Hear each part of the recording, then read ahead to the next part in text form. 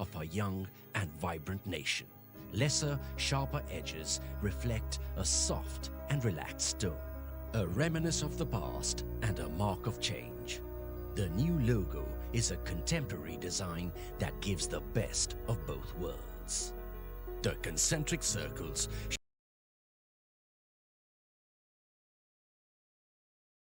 grey background, red pointers and a large image at the center highlight the best stories of the day. Giving the attention they deserve, headers are now in a distinct red color, big impactful pictures and more visual elements.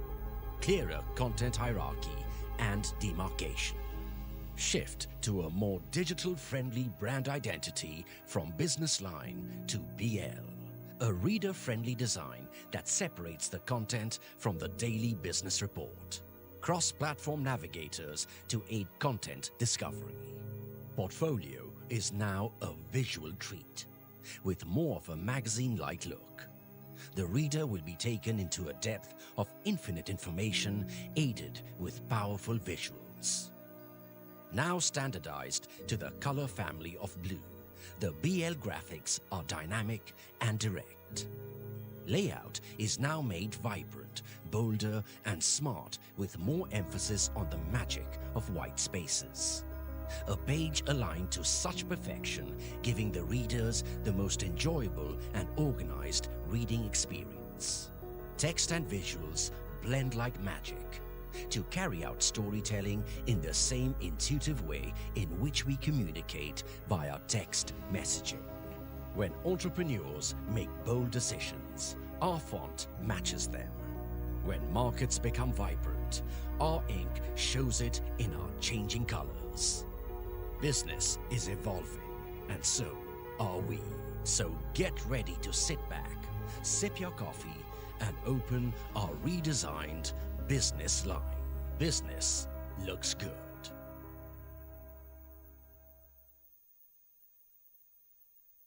Every reader is an explorer. An explorer.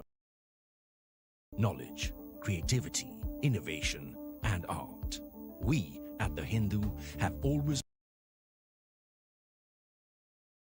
ordinary experience. So we heard what you want and we are delivering it.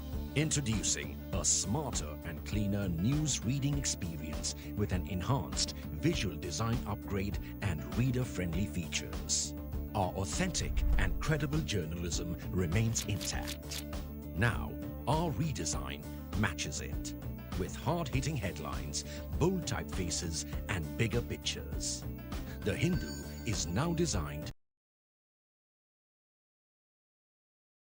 You know our designs are not just placements of texts and images. They tell a story. Promos are made more dynamic and vibrant with eye-captivating designs to give you the ultimate visual experience. Lead story will have a bolder font distinction with the strap showcasing the gist of the story. Increase in font size from 8.2 to 9 points with a 15% decrease in the total word count delivers clearer and sharper stories with no compromise in the quality of the content. More space between the columns gives the paper a cleaner look. Bigger and impactful pictures bring the story alive. Infographics and more visual elements can be found throughout the paper. Capture emotions are what made our journalism credible. They are now taking a new form of contemporary design. Insider update of all your neighborhood news comes in a digitally integrated design through dynamic, in-brief, and nearby columns. Taking the center stage, page markers are now bolder. The editorial section is now made cleaner, bolder, and sharper with more emphasis on the magic of white spaces. A page aligned to perfection will give the readers the most enjoyable and organized reading.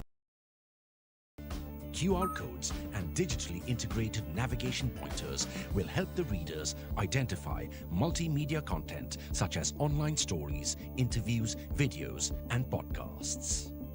FAQs, profiles have the hierarchy of easily identified with a shift in emphasis from bold to light and big to smaller headline fonts. News and Frames is taking an elevated magazine-like visual appeal with the use of vertical photos. The Sunday edition has been embellished to perfection with a design that is playful, vibrant and trendy. Presenting Metro Plus, Weekend, Downtown, Magazine, Friday Review, Opportunities and Classifieds with an exciting new look. Our style of storytelling has been inspired by the social media landscape, which has enabled us to dive into a whole multiverse of possibilities on how visual impact can change the reader's experience. And our design will mark the beginning of it. So get ready to sit back, sip your coffee, and open our redesigned newspaper. It's not just a newspaper anymore. It's an experience.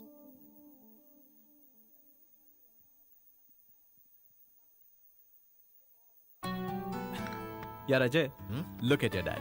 Will we be the same at his age? Absolutely yes, if we plan our future like him. But do we have to wait until his age? Absolutely not. We recently invested in LIC's new Jeevan Shanti, which gives deferred annuity, which means regular income after some years. I see. LIC! LIC's annuity plans give annuity options and flexibility in receiving regular income. LIC, हर पल आपके साथ.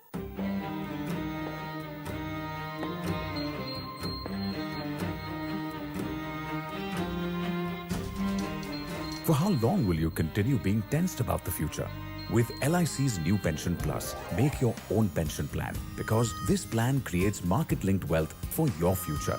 Moreover, this plan comes with guaranteed additions and also offers various options for receiving pension so that you grow young and tension-free. LIC, har pal aapke saath. பற்கள் ஆரோக்கியமாக இருந்தால்தான் நாம் வாய் விட்டு சிரிக்க முடியும். ஆரோக்கியமான பற்களை பராமரிப்பது என்றால் சாதாரண டூத் பிரஷ் ஏன் பயன்படுத்தணும்? அதனால்தான் நான் எனக்கும் எனது குடும்பத்தினருக்காகவும் நம்புவது அஜய் டூத் பிரஷ் மட்டுமே. இதுல பிரீமியம் டியூபாண்ட் பிரிசில்ஸ் மற்றும் மேம்பட்ட டிசைன்ஸ் இருப்பதால் பற்களை முழுமையாக சுத்தம் செய்து உங்கள் பற்களை ஷைனி அண்ட் ஹெல்தியாக வைக்கிறது. அஜய் 1985 இருந்து உங்களுடைய பற்களை பாதுகாக்கும் வாக்குறுதியை நிறைவேற்றி வருகிறது.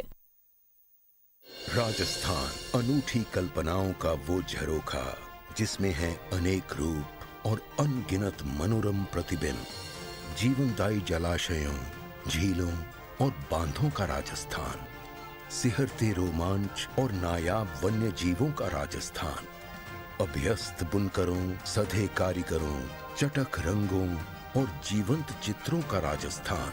पधारो मारे देश, पधारो Rajasthan.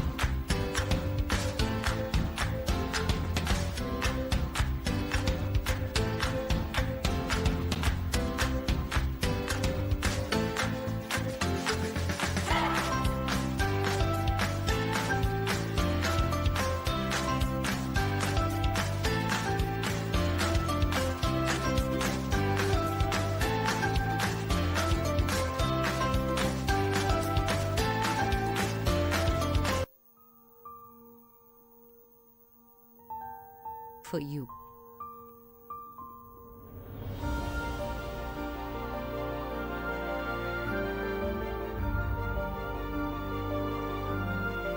Make every moment a beautiful celebration with Joya Lucas. Hindustan University embraces aspirants, giving them a grand platform to give flight to their dreams. One of the most sought-after universities in India, Hindustan provides a safe space for learning and growing, not just as professionals, but as good human beings. Hindustan Group of Institutions was founded in 1966 by the late Dr. K.C.G. Verghese. Hindustan is home to learners from different parts of India, as well as those from around the world. Hindustan also has a variety of undergraduate, postgraduate, diploma and doctoral programs. There is never a dull day in the life of an HITS student. From your first day to your last, there is much to do, explore and cherish. Come to Hindustan and live your dream.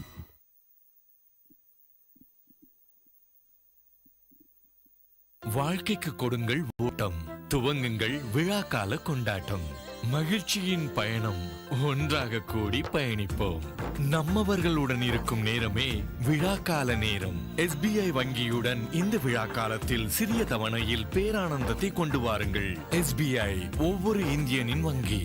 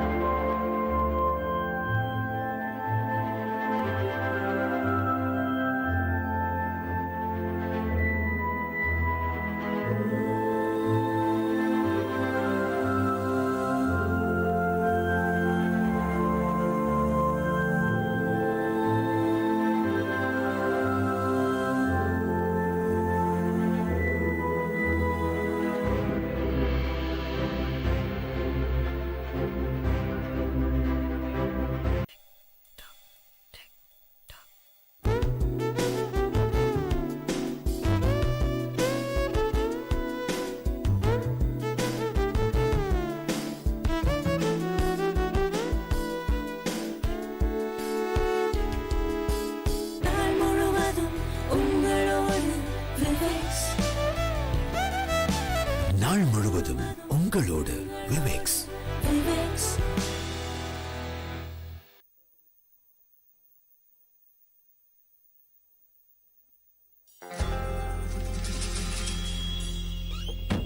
ஏப்பா மெதுவா பாப்பா, ஏன் முடி கலைஞ்சிடும்ல? அப்பா இன்னும் கொஞ்சம் சும்மா இருக்கியா? ஏய், எல்லாருக்கும் பிளான் ஞாபகம் இருக்குல்ல? ஸ்ட்ரைட்டா போய் லெஃப்ட் ரைட் எடுத்தா டிவி செக்ஷன். 43 இன்ச் எல்லாம் வேண்டாம், 55 இன்ச் டிவி தான் சீரியல் பார்க்க நல்லா இருக்கும். அங்க இருந்து அப்படியே ஒரு ஜம்ப். ஏர் ஃப்ரையர் டோஸ்டர்னு நான் ஸ்டார்ட் பண்ணிடுவேன். அந்த வாஷிங் மிஷினை நான் மட்டும் எப்படிங்க தனியா தூக்குறது? என்ன அந்த வாஷிங் மிஷினை? யோ, நீ கொஞ்ச நேரம் வாயை மூடிட்டு சும்மா இருக்கியா? நின்னுட்டு ரெடி ஸ்பீக்கிங்.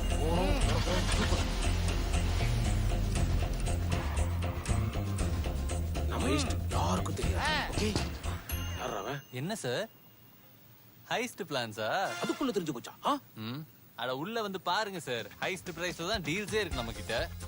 அடேங்கப்பா, என்ன ஒரு ஆஃபர்! இதுக்கான 2 நாள் தூக்கோட பிளான் பண்ணிக்கிட்ட. அடச்சி, ஹோம் டெலிவரி நீங்களே பண்ணிடுவீங்களா? 3 செகண்ட் இயர் எக்ஸ்டெண்டட் வாரண்டியோட பண்ணிடலாம். ஆஹா, எல்லாத்தையுமே அள்ளிடலாம் போலயே. உங்களுக்கு இல்லாததான் எடுத்துக்கோங்க. கொடுங்க. அதான் நோ காஸ்ட் EMI ஆப்ஷன் இருக்கு சார். என்ன யோசிக்கிறீங்க? கொடுங்க. ஓகே, இந்த நியூ இயருக்கு ஃபேமிலியோட விவேக்ஸ்க்கு வாங்க. ஹைஸ்ட் பிரைஸ்ல அள்ளிடுங்க.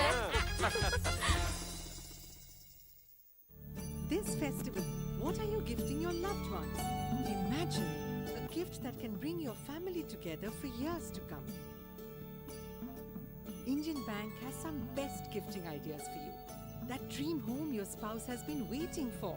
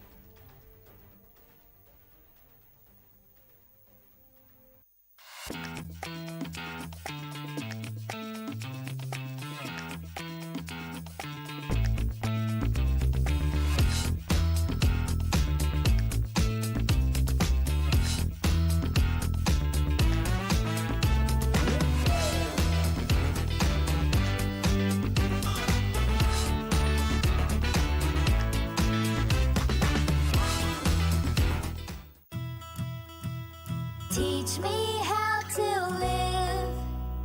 Color my life with love. Holding on to each other as we smile, as we soar. SSVM World School. Winners of everyone. SSVM.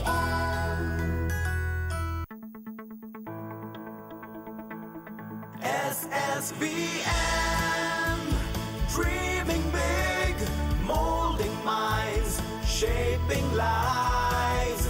SSVM, looking up, growing strong, soaring high. Together we will stand. SSVM.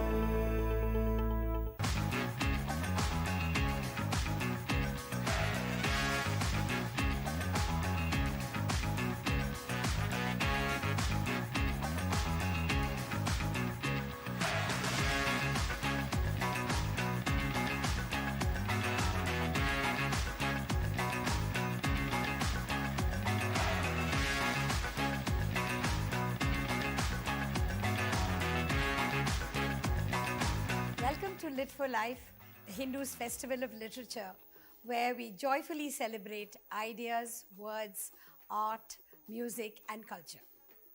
After a 3-year hiatus caused by the pandemic, we are delighted to be back on the ground as a vibrant platform where distinguished creative minds from India and from across the world meet to discuss new writing and insights on a variety of subjects and themes.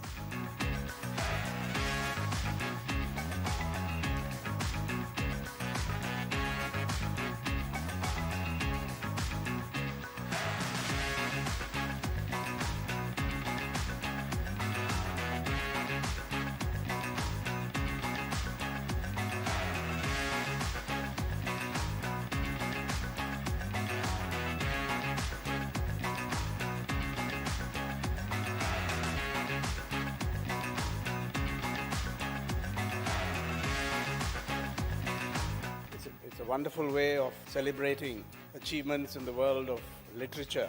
They brought back that pride of a language. I think one of the wonderful things about being at a festival like this is the opportunity to meet other authors. Such a wonderful literary festival. It's a festival that's grown from strength to strength. It's centered on books. Hearing other speakers talk, articulate, it excites the mind. This is where I picked up languages. I just love the audience. And I've enjoyed the experience. First of all, it's a privilege to be on the Hindu Lit Fest agenda, so thank you for having me.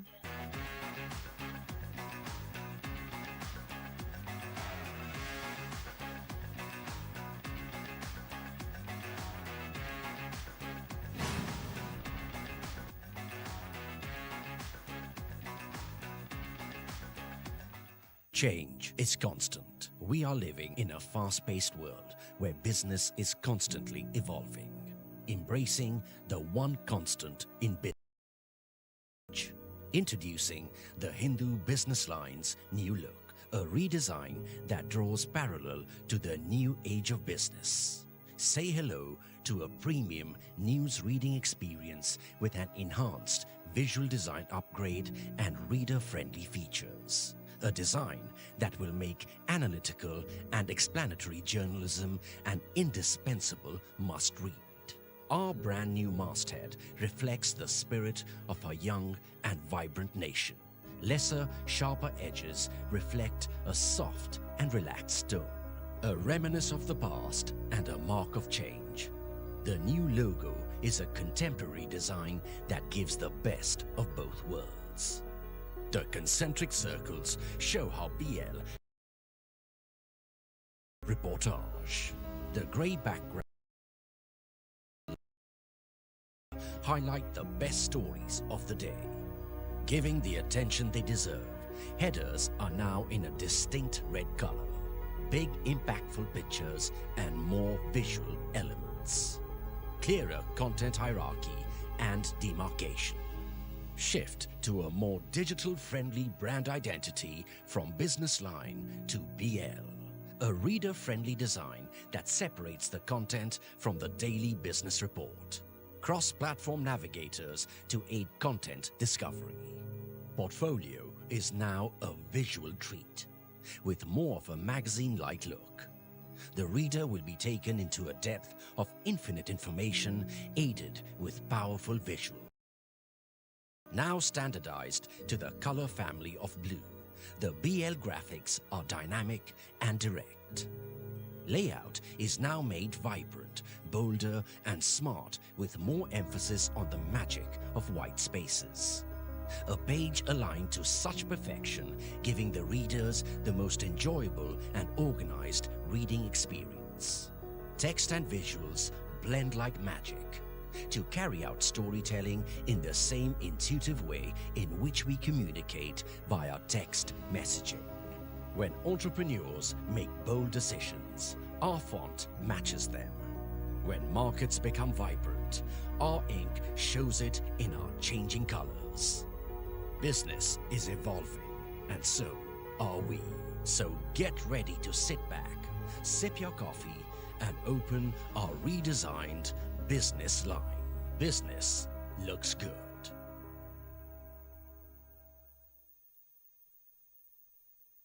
Every reader is an explorer of information, knowledge, creativity, innovation, and art.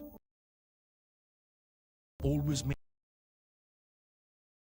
is an extraordinary experience. So we heard what you want and we are delivering it. Introducing a smarter and cleaner news reading experience with an enhanced visual design upgrade and reader-friendly features.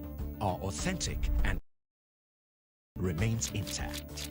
Now, our redesign matches it with hard-hitting headlines, bold typefaces, and bigger pictures. The Hindu is now designed. No, our designs are not just placements of texts and images. They tell a story. Promos are made more dynamic and vibrant with eye-captivating designs to give you the ultimate visual experience. Lead story will have a bolder font distinction with the strap showcasing the gist of the story. Increase in font size from 8.2 to 9 points with a 15% decrease in the total word count delivers clearer and sharper stories with no compromise in the quality of the content. More space between the columns gives the paper a cleaner look. Bigger and impactful pictures bring the story alive. Infographics and more visual elements can be found throughout the paper. Quotes that capture emotions are what made our journalism credible. They are now taking a new form of contemporary design. Insider update of all your neighborhood news comes in a digitally integrated design through dynamic, in-brief, and nearby columns. Taking the center stage, page markers are now bolder. The editorial section is now bolder and sharper with more emphasis on the magic of white spaces. A page aligned to perfection will give the readers the most enjoyable and organized reading. QR codes and digitally integrated navigation pointers will help the readers identify multimedia content such as online stories, interviews, videos, and podcasts. FAQs, profiles, science, money-wise have an enhanced look. The hierarchy of information can be easily identified with a shift in emphasis from to smaller headline fonts. News in Frames is taking an elevated magazine-like visual appeal with the use of vertical photos. The Sunday edition has been embellished to perfection with a design that is playful, vibrant, and trendy. Presenting Metro Plus, Weekend, Downtown, Magazine, Friday Review, Opportunities, and Classifieds with an exciting new look.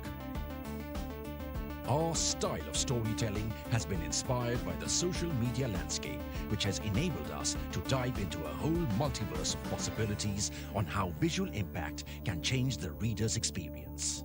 And our design will mark the beginning of it. So get ready to sit back, sip your coffee, and open our redesigned newspaper. It's not just a newspaper anymore. It's an experience.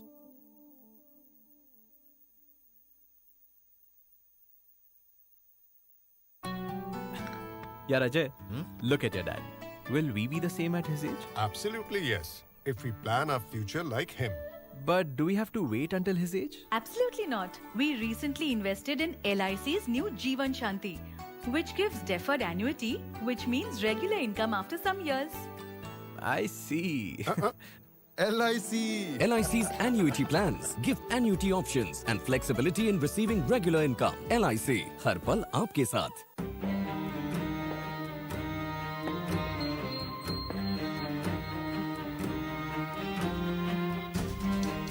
For how long will you continue being tensed about the future?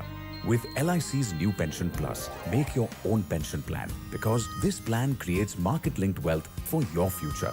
Moreover, this plan comes with guaranteed additions and also offers various options for receiving pension so that you grow young and tension-free. LIC, har pal aapke saath. பற்கள் ஆரோக்கியமாக இருந்தால்தான் நாம் வாய் விட்டு சிரிக்க முடியும். ஆரோக்கியமான பற்களை பராமரிப்பது என்றால் சாதாரண டூத் பிரஷ் ஏன் பயன்படுத்தணும்?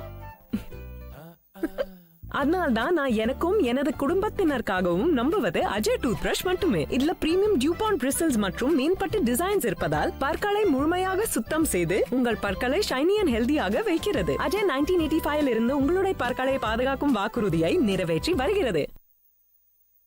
राजस्थान अनूठी कल्पनाओं का वो झरोखा जिसमें है अनेक रूप और अनगिनत मनोरम प्रतिबिंब, जीवनदायी जलाशयों, झीलों और बांधों का राजस्थान, सिहरते रोमांच और नायाब वन्य जीवों का राजस्थान, अभ्यस्त बुनकरों, सधे कारीगरों, चटख रंगों और जीवंत चित्रों का राजस्थान. पधारो मारे देश, पधारो Rajasthan.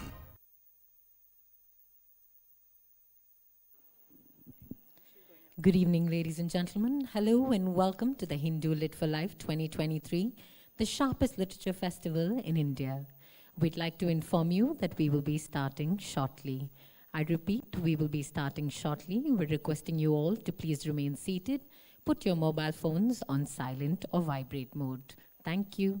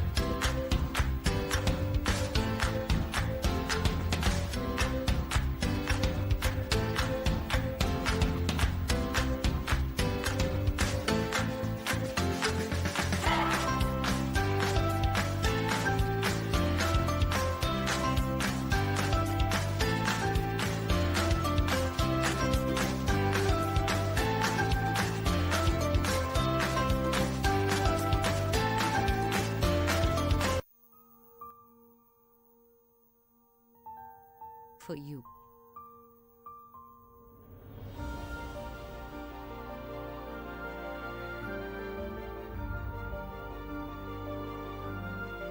Make every moment a beautiful celebration with Joyalukas. Hindustan University embraces aspirants, giving them a grand platform to give flight to their dreams. One of the most sought-after universities in India, Hindustan provides a safe space for learning and growing, not just as professionals, but as good human beings. Hindustan Group of Institutions was founded in 1966 by the late Dr. K.C.G. Verghese.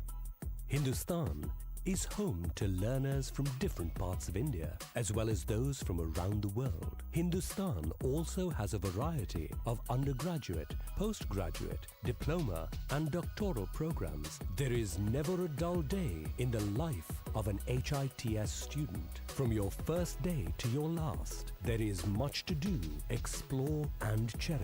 Come to Hindustan and live your dream.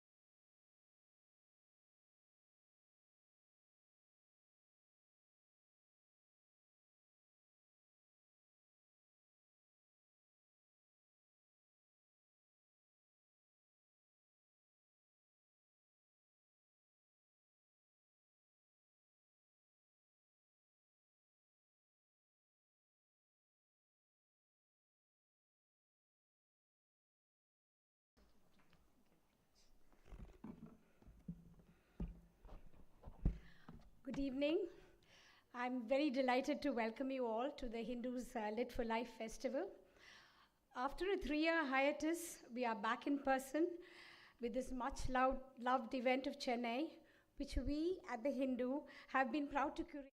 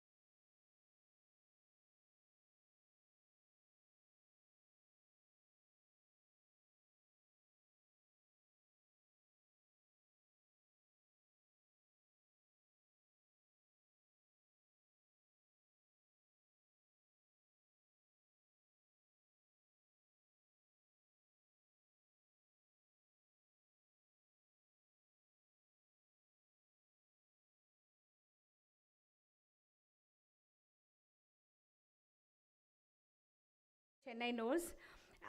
The erstwhile princess of the erstwhile Vijayanagaram state. Her interests are far-reaching and from a lifetime of commitment to fitness, to climbing mountains and to wedding planning, she has multiple talents on her hand. We have another session following this with the inspirational Captain Gopinath discussing his new book, India 360, with a panel of distinguished speakers, including Sri Gopal Gandhi, we have the privilege of having here with us this evening, Sushila Ravindranath, and Dr. Sumant Raman, moderated by Narayan Lakshman. I hope we can bring you a longer festival and more sessions in the years ahead. Meanwhile, do enjoy the evening with more to come the whole day tomorrow. And thank you very much for all of you for being here today. Thank you.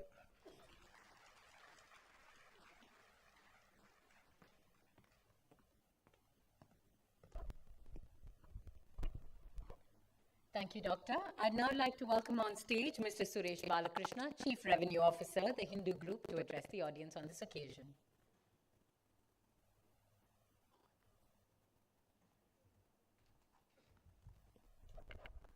Thank you, Sahitya.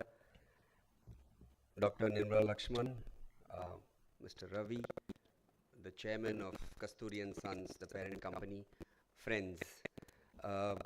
Good evening, and it's great to see a packed music academy. I've also decided that Dr. Nirmala Lakshman doesn't like me because she's asked me to speak for 5 minutes before Gaur Gopal Das ji. Right? It's really an unfair, it's an unfair advantage or disadvantage given to me. Having said that, the Hindu Lit for Life is back. After elated to share that with you that the Hindus Lit for Life is back on ground after 3 years. We were online, if you remember, for the last 3 years, and it's been our pleasure to share the energy of this beautiful city, the city that Hindu calls home. As I stand on the stage today, I can feel the energy in the room and the bright faces and the enthusiastic readers and literature enthusiasts all gathered for one thing, and one thing alone, which is to celebrate the power of words. And ladies and gentlemen, this is precisely why we do what we do. I want to thank each and every one of you for taking the time out and being here on this amazing evening. It's the 11th edition of the Hindu Lit for Life, and we are here to celebrate the power of words like never before. Themed around knowledge, inclusivity, and cultivating the reading culture, the festival aims not just to host sessions, but we are transcending beyond the walls of the festival and creating a shared and immersive experience for Chennai. So these are some of the things that we did. A lot of you all must have participated in it. Some of you all must have definitely seen it, and I'm sure each one of you read about it. One was we created the mobile library, which was flagged off by the Chennai Corporation Commissioner Gagandeep Singh on the 16th of this month, and this library went around key areas in Chennai.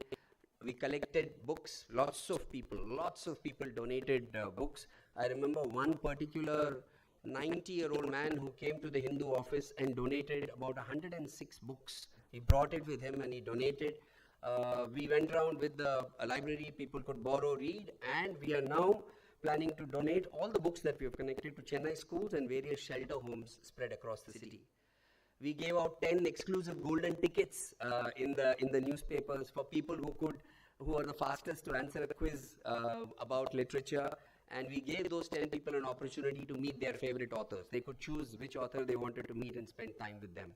We set up reading zones at various metro stations, and I'd like to thank the Chennai Metro Rail Limited. They really supported us. So we had these lovely reading zones in 6 metro stations where people could sit and read. We had books there while they waited for their train. And we also, another thing we did is very interesting. We identified commuters. So we had these people get onto these metros, and if you were reading a book and not looking at your phone, very difficult to find, but we tried our best. And if you were not looking at your phone and you were actually reading a book, we actually gave them a gift. We surprised them with a gift. We invited them here, and I can tell you we found many people. And here's the killer. Almost everybody we found was below the age of 30, reading a book on the metro. Right? So, all this about youngsters losing the reading habit and all, I think we got to take that with a large pinch of salt.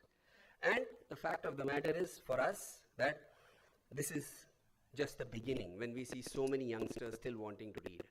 The Hindu Lit for Life 2023 will stand testimony to that fact, and you all who have gathered here will also stand testimony to that. We have a powerhouse of speakers from across the globe here to share their knowledge and experience with you. So sit back, or don't sit back and be at the edge of your seat.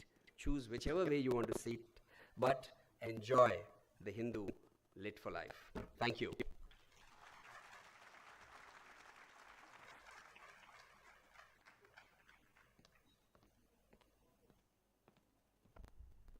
Thank you, sir. And now, for what we've all been gathered here for today, I can tell you that as soon as our eminent speaker for this evening entered the auditorium, there was quite the energy shift that was very, very palpable. All of a sudden, all of you in the audience, all of your devices were put away. There was a bit of a hum that was going in. There's an excitement. And it's almost like all of you were just energized by the fact that our speaker has joined us. He's not even started speaking yet, but that is the kind of effect he has on people. So, ladies and gentlemen, up next we have the Hindu Lit for Life Dialogue. And usually with the Hindu Lit for Life Dialogue, we invite eminent speakers who are powerful orators, people whose command of the language, whose command of an audience, whose command of people is unparalleled.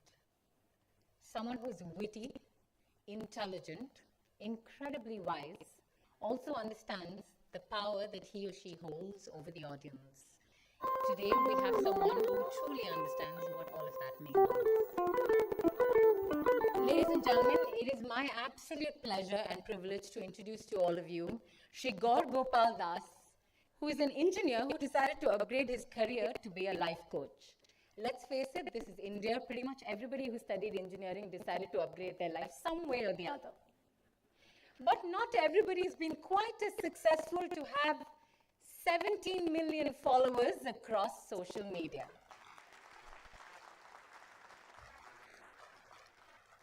His motivational videos are viral. They get passed across family WhatsApp groups, and it's the one video that parents and children alike agree upon and do not argue over.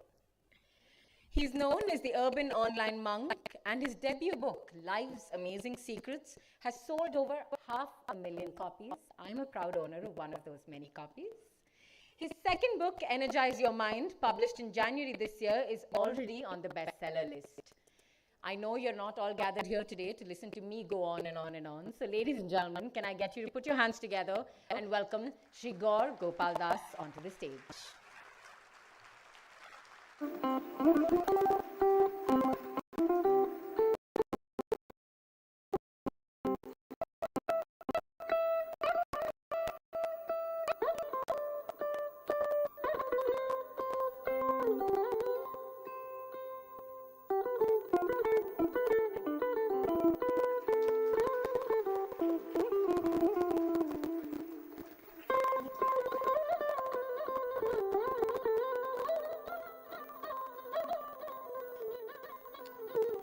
Well, the team here at the Hindu were trying to decide who they could invite on stage to speak to someone who's a professional motivational speaker.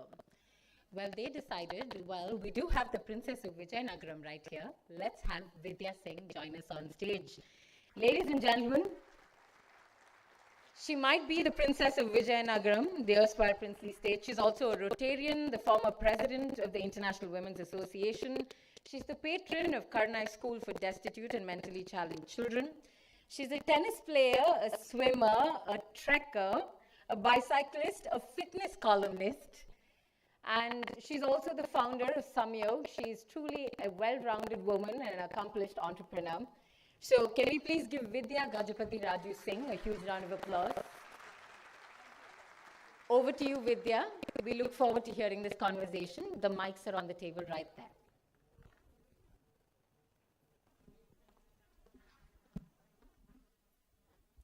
So it gives me immense pleasure, Gopalji, to welcome you to our wonderful city, to this wonderful Lit Fest. And I think it's a huge privilege for us to have you here with us. Thank you for being here, and thank you for agreeing to share your thoughts with us. It's my great privilege, pleasure, and honor. First of all, a very good evening to you, ladies and gentlemen. It doesn't look like you're very happy seeing me. We can do better. Vanakkam, ladies and gentlemen. Doesn't make sense, okay? It's a great privilege and pleasure to be in conversation with you. I must express my gratitude to the Hindu and the group and the Hindu Lit for Life for having me over. And what an embarrassment that is. You know, I'm here to talk to someone whose name means knowledge, I'm introduced by someone whose name means literature. Sahitya means literature. Vidya means knowledge. She's a princess. She's literature. And I'm just an enormous engineer to be in conversation here in the front of the elite, intelligent people of Chennai. You can imagine what a nervous thing that could be. But I'm going to attempt and try my best to do whatever little I can to serve all of you. So my gratitude to be here and gratitude to all of you as well for being here this evening. I think one of the questions a lot of people have in our minds, Gopalji, is how did it start? What was the beginning? What triggered you to come to become a monk like you are now? Oh, what triggered me to become a monk? Oh, somebody asked me, sir, I'm married. You know, do you have any solutions to all the problems that exist in married life? I said, are you crazy? If I had solutions, would I be like this? Just on the lighter side, yeah? But how many of you have problems in your life? Okay, and those of you who do not raise your hands, you expect me to believe you, right? Problems are such a part of life, but trust me, it wasn't problems that made me turn to this at all. Whilst I was working at Hewlett-Packard, I made a simple mathematical calculation in my head. If I work for an average 8 hours a day, most all of us spend on an average 8 hours a day at our workplace. That's an average number. It's much more than that. And if we do a 5 days work week, that accounts to 40 hours at our workplace a week. And if you work for 50 weeks a year, assuming we take 2 weeks of a holiday, that accounts to 2,000 hours at our workplace a year. And if we work for an average of about 45 years, that accounts to a daunting 90,000 hours spent at our workplace a year. Those 90,000 hours approximate about 10 years of our life. I asked myself a simple question. Do I see myself doing what I'm doing for 90,000 hours? I was absolutely phenomenally good at my work, but I wasn't fulfilled and satisfied at my work. I see 90% of corporate professionals who work, business people who run businesses, are phenomenal at what they do. They earn a lot of money from what they do, but they just don't feel fulfilled. How many of you here have any work stress? Okay, thank you. How many of you here have been victims of workplace politics? Okay, thank you. Those of you who are not raising their hands are saying, sir, the person who engages in politics is sitting right next to me. How am I going to raise my hand? You know? There was a guy who once, a poultry farm owner, who came to a poultry farm and said to all the hen there, said, look, I give you so many grains and you only lay 2 eggs a day. Don't you feel ashamed? There has to be proportionate returns. Right. So next week onwards, next Monday onwards, I want you guys to lay 10 eggs a day. All the hen came together, union. And they started chatting amongst each other. One hen said, I just purchased a 6-bedroom apartment, have to pay all the mortgages, need the grains to come. I don't have a choice, I have to lay 10 eggs. The second hen said, I'm planning to send my little check to Yale. You know how expensive that is? I need to lay those eggs, 10 eggs, because I need the grains. Next Monday, all the hen were laying 10 eggs a day. Welcome to the corporate world. By the way, that's called performance. All hen laying 10 eggs except one. One poor fellow was only giving 1 egg. The poultry farm owner shouted, said, don't you feel ashamed? Look at your colleagues, laying 10 eggs a day, you only giving 1? The poor fellow said, thank God I'm laying 1. Otherwise I'm a rooster. Now, trust me, under performance pressure, roosters have to lay eggs, ladies and gentlemen. And what I mean by that is a lot of times we end up doing what we are not cut for just because it gives us the grains. And at that time when I asked myself this question, can I see myself doing this for 90?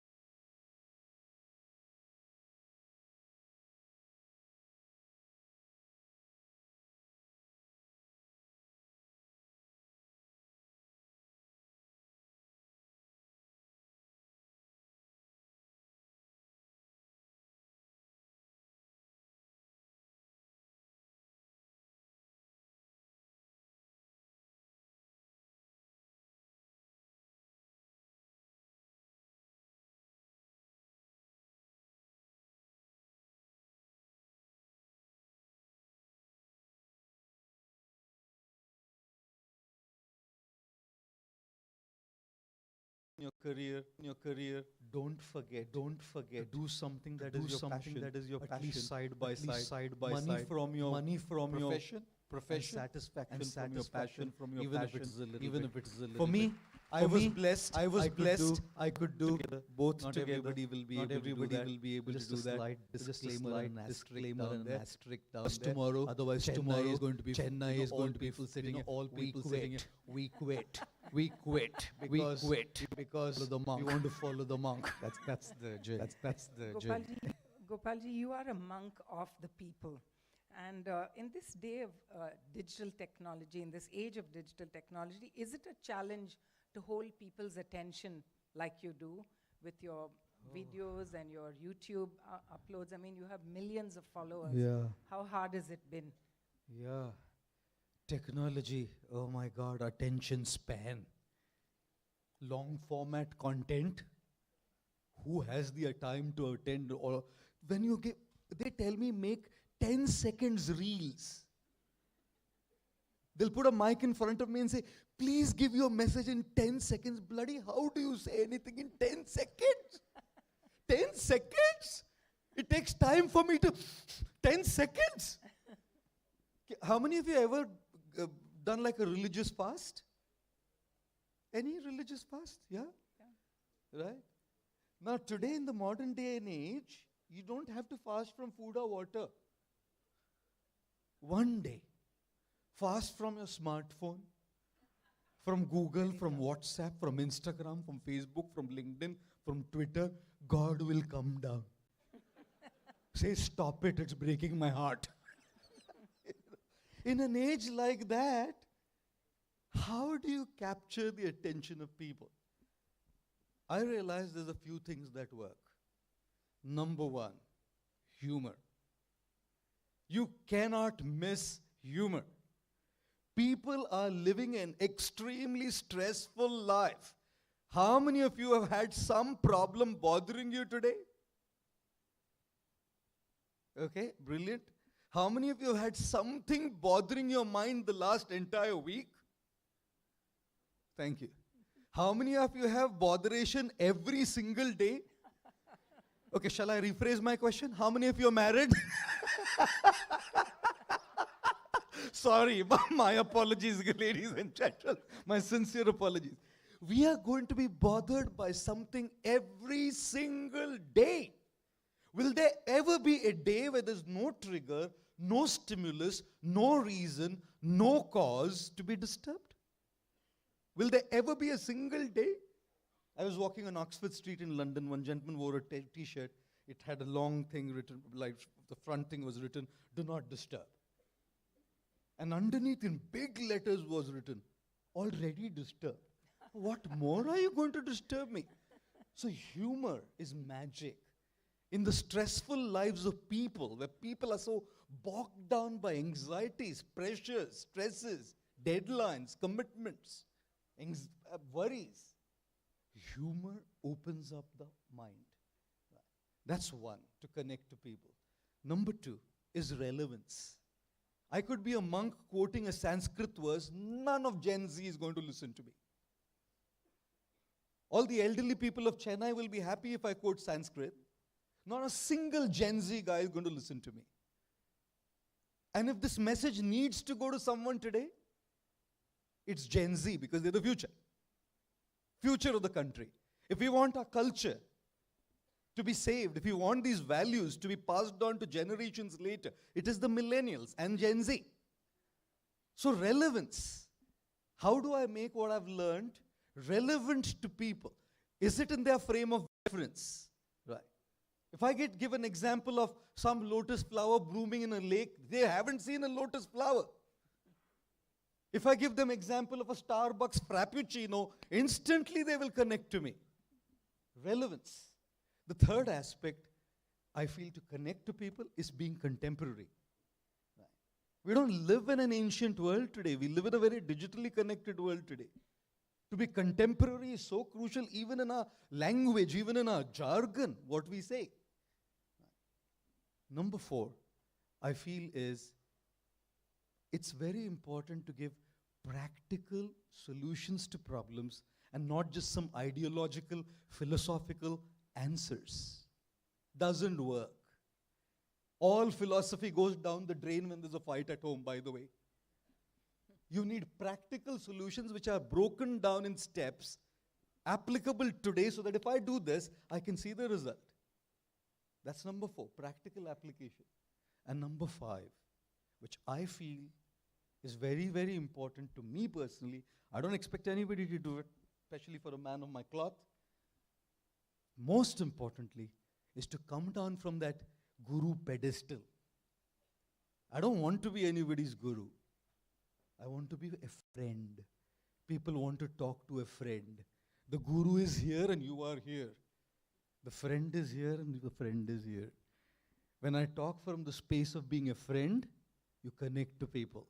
When I talk from the space of being a guru, there's somebody sitting there and I'm sitting and eulogizing and, giving a message and giving a pravachanam and speaking some ideology and philosophy, most people will feel disconnected. These 4 or 5 things I feel are things that have helped me personally to be able to connect to people a lot. Thank you, Ji. Let's get into your book, the book that we are going to talk about today, Energize Your Mind. It was an absolutely wonderful read. I went through it page after page. And I love the way you start the book with the allusion to the Titanic. I think that was a very good way to bring the subject into the story here. Identifying icebergs, navigating the water, and building a strong ship. Could you explain what that meant for the beginning of the book? How many of you saw the movie Titanic? Oh, brilliant. Wow. How many of you read how many of you can recite the 34th verse of the 9th chapter of the Gita? Just joking. We all saw the movie Titanic. And when we talk about the Titanic drowning, there's so much discussion.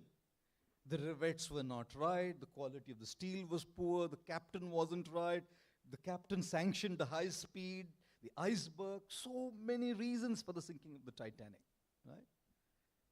What I do feel, apart from all the blame game, who went wrong? How many of you ever blamed somebody else for your situation? Thank you. Others are sages from Satya Yuga. They never blame anybody for their situation. They take complete onus and responsibility for what they go through. Oh gosh. We are constantly playing the blame game. You can blame the rivets, you can blame the steel, you can blame everything else. Now it's quite amazing. The water that is responsible for the ship to sail is the same water that's responsible for the ship to sink. If the water enters the ship, that same water that makes the ship sail will sink. Correct? Now, when does the water enter the ship? The water enters the ship when there's a hole in the ship. And therefore, poor construction of a ship. What if there were other ships which were sailing in that ocean? There was poor construction of the ship, there was a hole, the water collided into the iceberg, and then there was a hole, the water entered, and the ship sank. Now, how many of you have seen people who are better at handling stress than you are? It could be in your family, right? How many of you have seen people responding to crises better than you respond? How many of you agree that the problem is exactly the same? How many of you felt that between you as spouses, the same child is doing the same thing, but the husband is calm and the wife is yelling? Or vice versa. Or vice versa, right? What happened? The same situation, the same pressure, like the same water. But when there's poor construction, what's going on in our life enters us. What's mental health issues? When what's going on around us enters inside of us. Now, when we're looking at people who are able to handle these things well, then we talk about these three things. Number one is identifying the icebergs. What are the factors, the reasons that are causing disturbance to me? What is it that's bothering me? Is it my husband, my wife, my job, my mortgage? Is it that? Or is it there's something underlying? A lot of times we address the symptoms, not the cause. If you have a boil and you just blow air on the boil, you're symptomatically treating the boil. But if I purify the blood, which is the cause of the boil gets healed. A lot of times we address behaviors. We don't address the cause of the behavior. How many of you realized that there are people who disturb you more than other things? Yeah? One lady went to a doctor. The doctor said, "How's your headache, madam?" She said, "He is out of town." Because trust me, people are a bigger headache than headache. They cause tremendous issues. So identifying the iceberg, what is troubling me? Not just addressing the problem on the surface, getting to the root cause. Nobody thinks, I'm frustrated. Why am I frustrated? Throwing tantrums. Why am I throwing tantrums? Because my boss shouted at me? No. The boss is anyways going to shout. Are you addressing your needs? Are you addressing your mental health? So that's called identifying the icebergs. Second is navigating through those troubled waters. When I do know what the cause is, then to be able to find a solution. Any engineers in the house? Oh, lovely. You know, engineers can find solutions to problems that don't exist. Trust me, I'm one of them. Any of you ever stayed in a hostel? Like a dormitory? When you're college life? And dormitories, you know, are the cleanest places on planet Earth, isn't it? Oh God, they're like Sattva Guna personified. There was an engineering student who would live in a dormitory. And you know, Indian dormitories have so many mosquitoes. So he would sleep under a mosquito net, tuck the mosquito net under his mattress and sleep there. And one day he got up, he was bitten badly inside the mosquito net. The mosquito had come inside. He saw the net is still tucked. How did this fellow enter in? Engineer. Has to first figure out what the problem is. 20 minutes he spent. Found there's a tiny hole in the net, the mosquito came from there. Now solution. How do you find the solution? I don't have a thread, I don't have a needle, I don't know how to sew, but I need to get this fixed. He went around, he found a pipe. He made another hole right next to this hole. Put the pipe from one hole to the other. So the mosquito comes in from the hole, enters into the pipe and goes out of the other side of the hole. Spot on addressing the solutions. Hope solutions to problems came that easy. Navigating through troubled times means once you know what the cause is, to be able to find a solution to that. And the third thing is building a strong ship. Construction of the ship. So water doesn't easily enter in when you hit an iceberg. Icebergs are always going to be there. We're going to be hitting icebergs all the time. Politically, socially, personally, professionally. We're going to be hitting icebergs all the time. Don't blame icebergs for the sinking of the ship. Let's see if the construction of our ship is so strong that the water doesn't enter in easily. And building a strong ship means paying attention to our personal needs, especially to our emotional and mental needs. Ladies and gentlemen, we live in a country where sacrifice for others is eulogized so much that self-care is considered selfish. We live in a country where ladies forget themselves for their family, for their children. They wanted to do something, they put it under the carpet. They wanted to live a certain life, they put it under the carpet, only to live for their family. At the end of it all they have is regrets. At the end of it all they become is reactive human beings, disturbed all the time. Because in this country, a lot of times, self-care is considered selfish. Building a strong ship means to work on ourselves. Like we build a physical immunity to disease, you don't get diseased when my physical immunity is strong. If I have strong immunity, I won't catch an infection. If I have strong mental immunity, I won't catch the infections that are around me. He said this, she said this, they're always going to do that. Will you have people who are all going to say good things about you? No. The more my immunity is built, the less I'm affected by it. So these three things were identifying the iceberg, which is what is bothering us, navigating through troubled waters, addressing that problem and finding a solution, and building a strong ship, which is self-care, paying attention to our needs, and increasing our mental metabolism of building our mental immunity. Thank you. That was beautiful. You have 4 sections in your book. You've divided into 4 sections: me and my mind, others and my mind, me and the mind of others, and the universe and my mind. I love the way you have formatted the book into segments. At the end of every section, you have exercises and a summary. I love the way that's been formatted because it makes it easy for us to understand and read each of that. Now, in one of the chapters, you talk about what socially we all know, FOMO, fear of missing out. Would you like to talk a little bit about that? Oh, yeah. FOMO. I never had terms like this when I was growing up. FOMO, the whole jargon has changed. Jargon has changed. I hear from these young people like, she was ghosting me and stuff like that. And I know what's ghosting me, you know, there's a ghost. I know what a ghost is. Suddenly these terms like ghosting and stuff. But I need to be in touch with all that stuff now. Things have changed a lot, right? So terms like FOMO have come in. Terms like JOMO have come in now. The joy of missing out. Like from after fear of missing out, FOMO, now there's JOMO.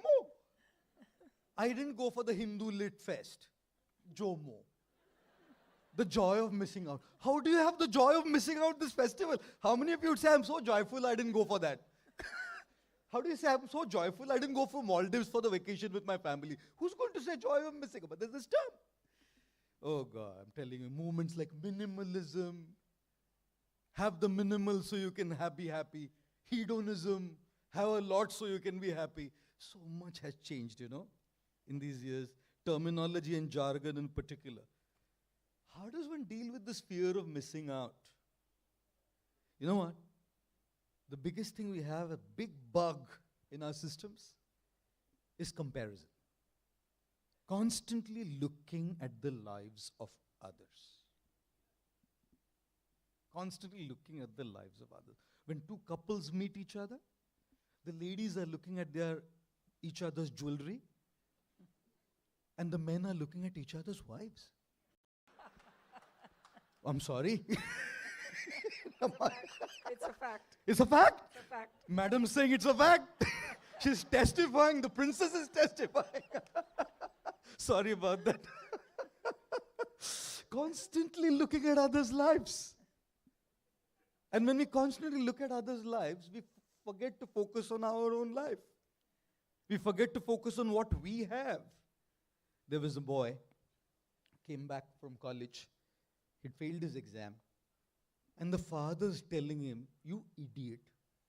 Look at that. What name shall I use now? Vidya came to my mind, but you said it again. Go ahead. Sorry, Please no. Look at that Jyoti. He's telling the son, look at that Jyoti.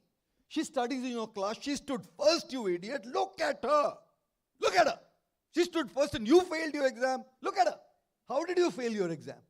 He said, by looking at her. You've been telling me, look at her, look at her, look at her. You know? Now, raise your hand in brutal honesty. In brutal honesty, if you've been told this, or you've told this to your children, look at that other person, how hard she or she studies, and look at you. Right? Look at how obedient they are, and look at yourself. Look at the bug in our heads. We've been told from our childhood, look at them. Who told us and taught us to say, look at yourself? When the wiring is look at others, see how well behaved, see he got good marks, see she got good marks, he's hardworking, she's hardworking. Look at their example. When was I trained and told, look at my own life? We live in a society which is constantly comparing ourselves with others. Add to that social media. Kills it. One little click of an Instagram story, you see where your friend is for a holiday. You are sitting at Saravana Bhavan, eating a dosa and malga podi, and your friend is somewhere in Singapore eating momos. And you look at that story and what's that FOMO? I'm missing out on the holiday. I'm missing out on the momos. I'm only eating Saravana Bhavan here. I'll tell you what. There's always going to be FOMO. A person who doesn't have a car thinks, let me have a car. A person who has a car thinks, let me have a Mercedes. A person who has Mercedes thinks, what if I had a plane? A person who has a plane thinks, what if I had a better plane? Will there be an end? Because there will always be someone who's better than us, and then will always be someone who has something better than us. Are we the best in the world? Do we have the best in the world? The answer is no. So one thing I write in the book is, let's start looking at our own lives as well. The solution to FOMO is crafting the experience of joy by what we are doing and being in the present. That's Saravana Bhavan Dosa. Rightly crispy, rightly brown. That gunpowder, trust me, with the little ghee on it, I'm feeling pangs, cravings already. So I think it's very crucial, ladies and gentlemen, that we start looking at our own lives more than the lives of others. Comparison is the thief of joy. Gratitude is the catalyst of joy. Right? And therefore we need to start looking at our own life, be grateful, and overcome this. I love some of the titles you've given to your chapters. Jumping at 18,000 feet. I thought that was, I loved it. Dealing with anxiety, dealing with depression.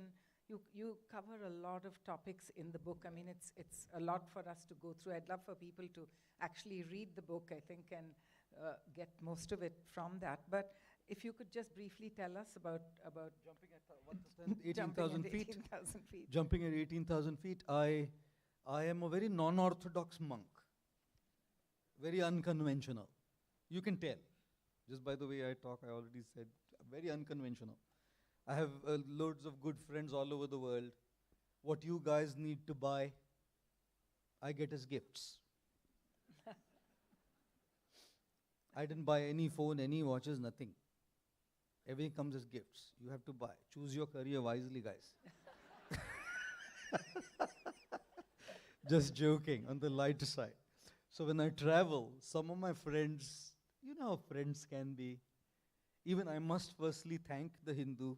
My team was telling me, what an ethos, what a work culture. Meticulous attention to detail is what my team said the Hindu was, right? You know, and the way planned it with him, our team, the way they paid attention. They were telling me we seldom find people like these. Hospitality, attention to detail. So we must first of all give a loud round of applause to the Hindu and for the Hindu Lit for Life as well. And I'm grateful to be here. But yeah, they're kind. So my friend in San Francisco said, would you like to go for a skydive?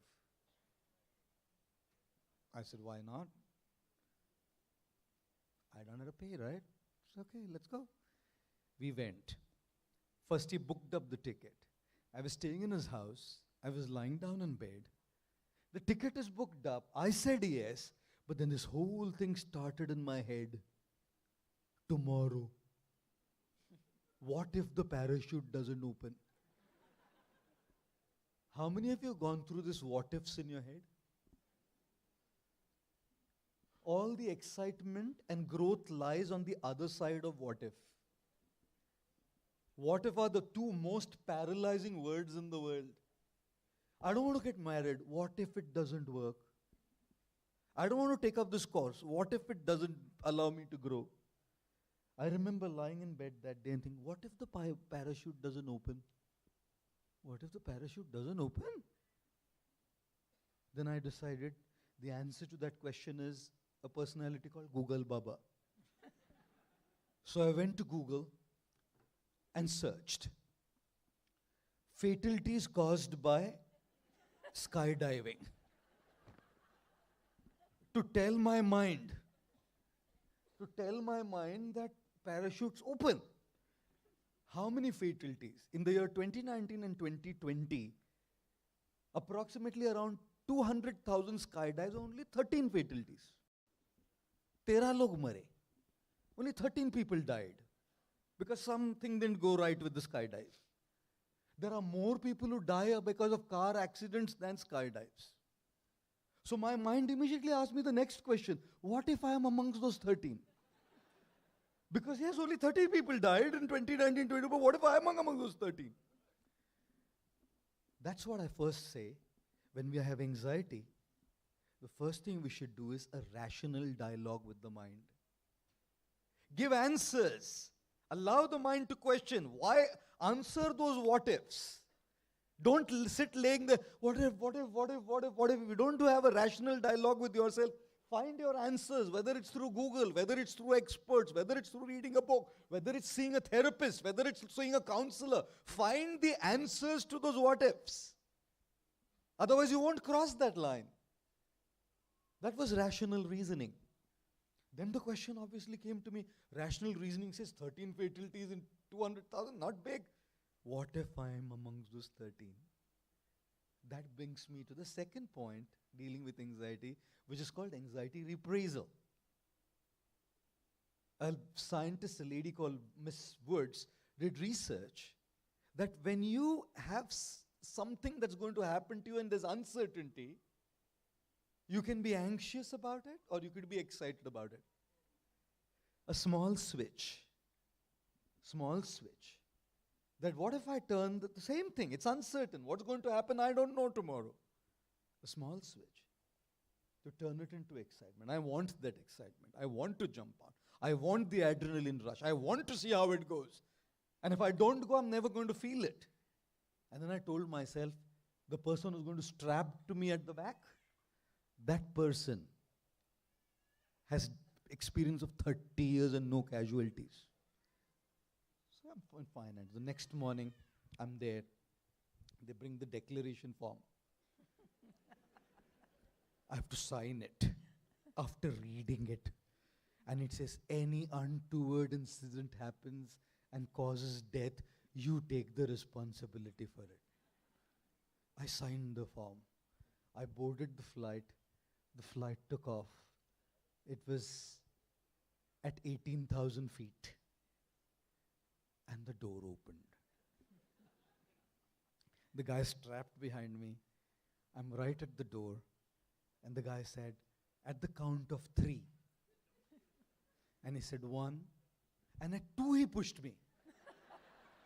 Because if he says 3, you're going to hold on to those side railings. He said at the count of 3. 1, 2. He pushed me down. And trust me, ladies and gentlemen, hand on my heart, those 18 to 17 seconds of the free fall without the parachute opening was the most liberating experience of my life, free experience of my life. Not liberating because I was just in the air.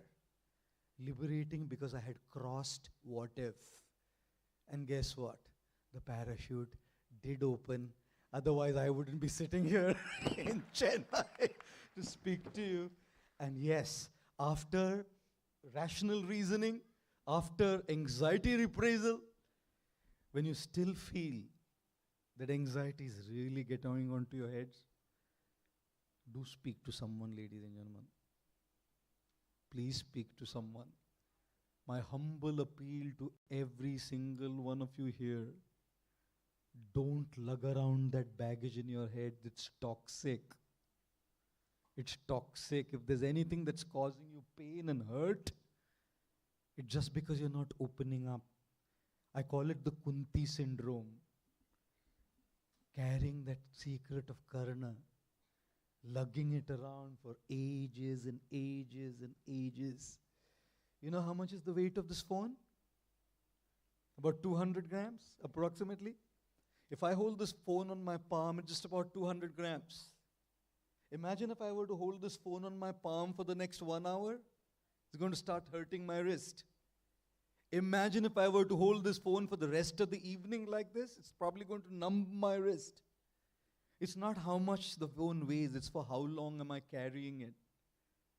And which is why if I can occasionally put this phone down, I can't put it down always, forever, but if I can occasionally put it down, my wrist starts feeling a little lighter. This is what we are doing with our minds, ladies and gentlemen.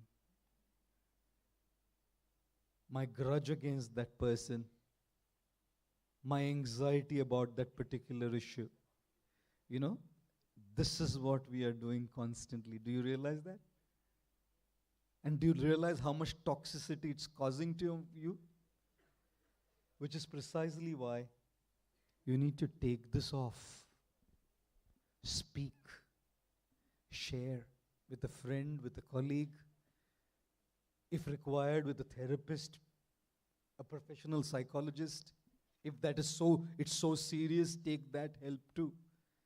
But when rational reasoning, anxiety reprisal, and all the self-dialogues and self-help doesn't help, have to open up and speak. So that's the chapter, Jumping at 18,000 feet. Yeah. It was fascinating to read that. Thank you. I Oh, think thank you. Thank you. I think you bear your soul in quite a few of the writing, quite a bit of the writing that you do, talking about depression, talking about old memories.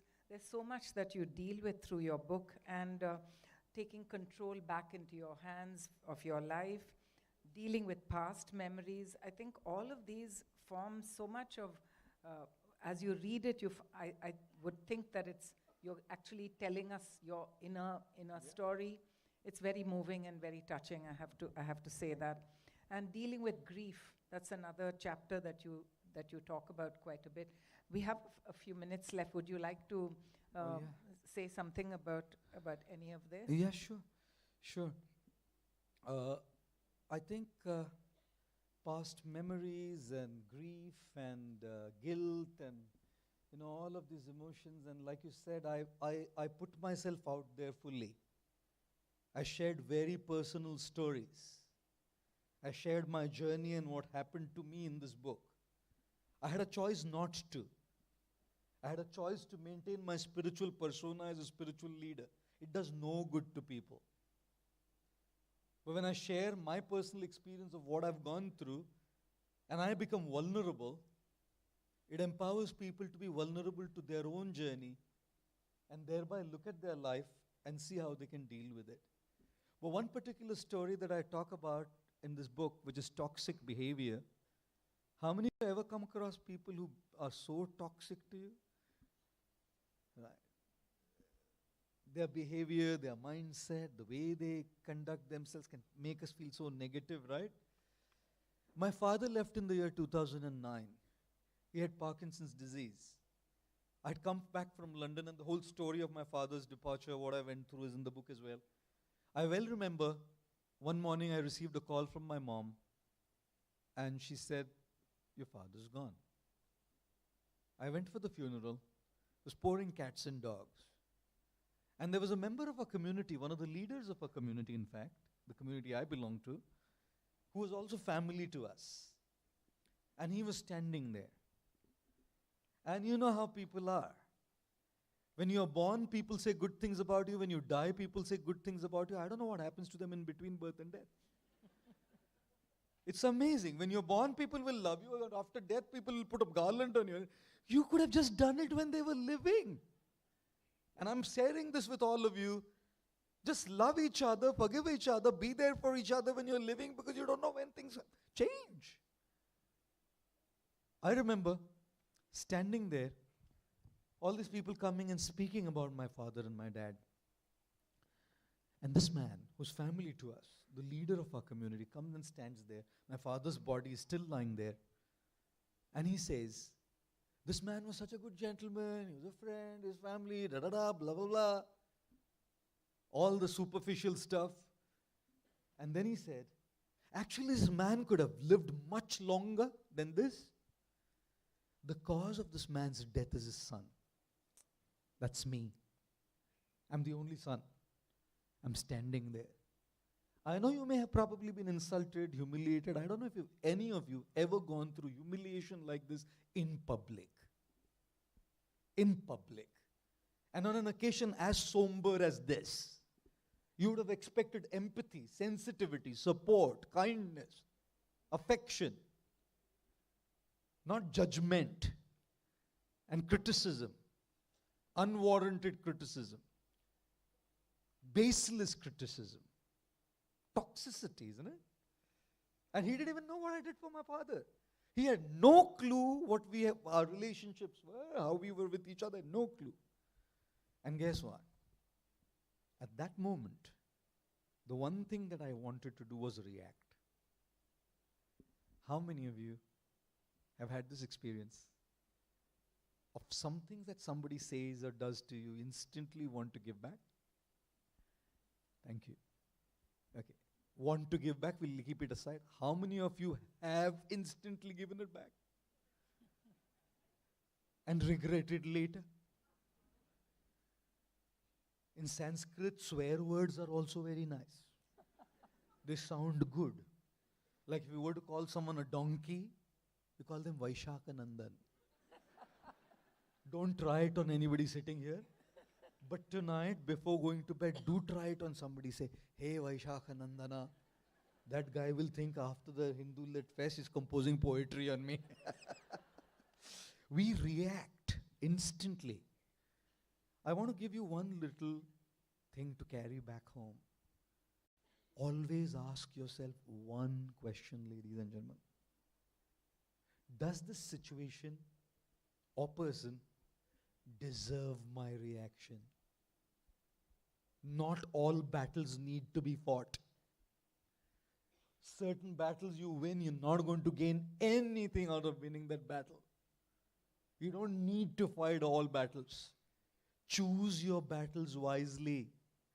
Choose what deserves your reaction and response and what needs to be shoved under the carpet. That afternoon, I remember standing there and I said, this man, sorry I'm using a slang here, but that's exactly how I felt in my mind. Bloody hell. That's the sentiment I felt. Bloody hell. Who the bloody hell is he to think like this is what I felt? I kept quiet. I didn't think he deserved that reaction. I also didn't really think that the occasion was right to react. But I got back to my mom's home. I was meant to stay there for 3 days according to our customs. And that night, I remember very well, laying down in bed, tossing and turning. I hadn't reacted, but I'd carried that man back along with me in my head. I may keep quiet, but my mind doesn't keep quiet. I tossed and turned around, and one statement came to my mind, which is written in the book, of course, is do not allow people to remote control how you feel. Remote controls are for televisions, air conditioners. Do you know something, ladies and gentlemen? You have willingly handed over the remote control of your emotions to in somebody else's hand. They say good things about you and press a button there and you feel, he loves me, she does so good for me. And they insult you and they make you feel like you're rubbish. Constantly manipulating how we feel. Guess what? It's time to take the control of our emotions back in our hands. Not easy, easier said than done. Nevertheless, unless we do that, people are going to constantly control us. My story with this gentleman, he was really trying to trash me. Thank God, I took that control back. And there's one more chapter which of course talks about the memories of that coming back and how I dealt with those memories. But that's something little more. I think we should get the audience to read the book to actually understand. If you like to all do, of please it. pick up and But read. I think maybe we could end the session with what you've quoted of the words from Mary Angelou's. Those are beautiful words. Maybe you could just say Maya Angelou said something very beautiful. She said, people will forget what you said, people will forget what you did, but people will never forget how you made them feel. It's beyond words, beyond actions, is the experience that people have. When we make people feel appreciated, when we make people feel valued, when we make people feel special, that's what people remember. You may have said the most poetic words, but if they didn't feel special, who cares? You may have been a little critical of someone by saying something not all that pleasant, but when you actually made them feel valued and appreciated, they'll forget the words. They'll remember how you made them feel, and which is why I always say, we are called humankind. And therefore it's important for us to be human and be kind. Right? That is when we'll be a humankind. And to be a human and to be kind means to be sensitive to the needs of others. Ladies and gentlemen, it's a small life. a short life. I realized with my father's passing away that relationships are of great value. Egos, all what has happened, it's all right. It's all right. Lives are short. It's important to be sensitive, empathetic, kind, loving to each other. We are human beings, and that's what we need to be, a humankind. Thank you. Thank you, Jay. Do we have time for some questions? I think we could take some questions from the audience if anyone would like to stand up and say something.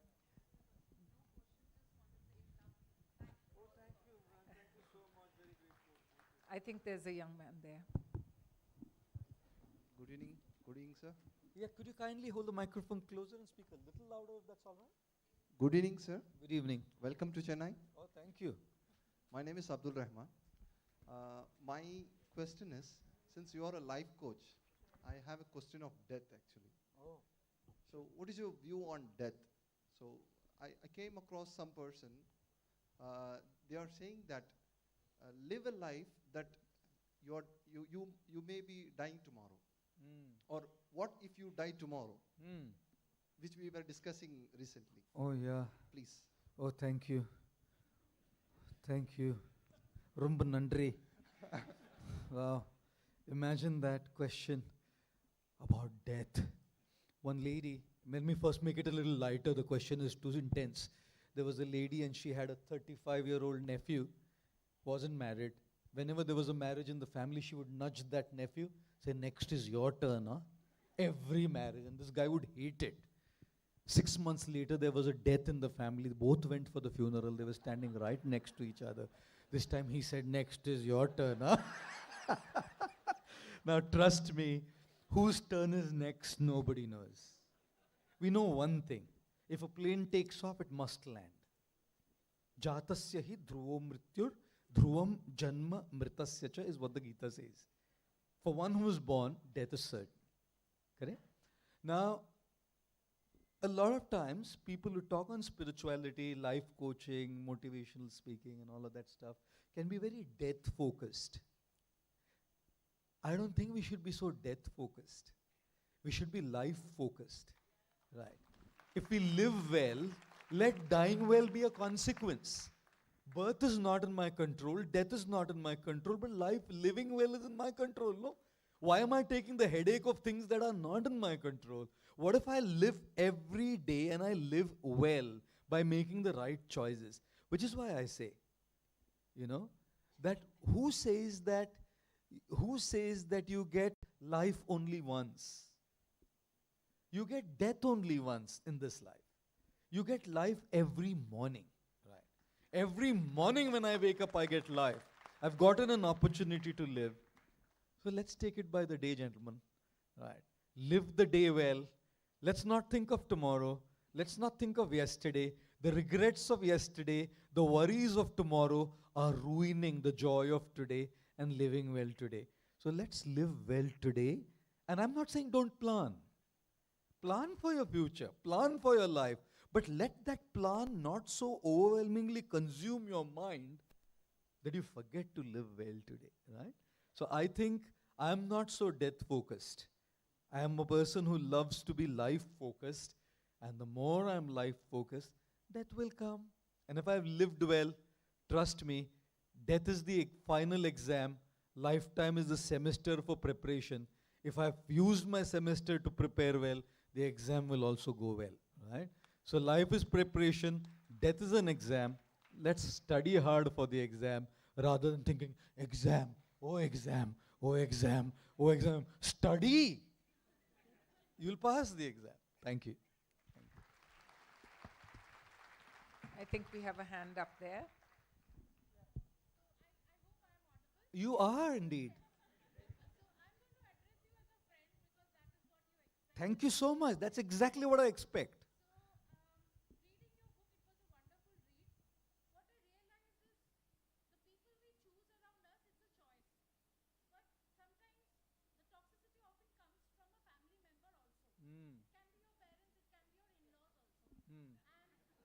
Oh yes, of course. So honest. Yeah.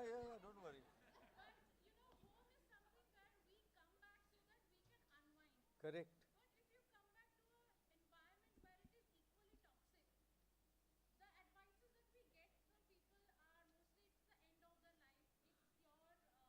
Responsibility to take care of them, but it takes a major chunk of my prime time. Correct. So how do you deal with such? How do you expect to deal with them on a day-to-day basis and yet keep calm? Yeah. Loaded question that is. It's a loaded Chennai gunpowder question. But thank you so much for this question. I think 99% of the people here resonate with this in one way or the other, right? With friends, with colleagues, you have choice. You can disconnect at work. I can't handle this guy, cut off. You know, I can't handle this fellow, cut off. Friends. I can't handle my mother, my father. I can't. If I can't, I can't.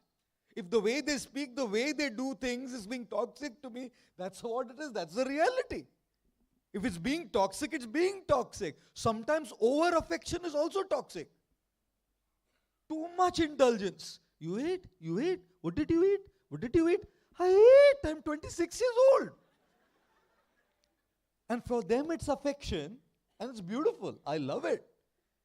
But sometimes the other person may take it as very toxic because it feels like interference constantly, right? Family, you don't have a choice but to be with them. If it was a married relationship, in a toxic relationship, separation, divorce, all of that is possible.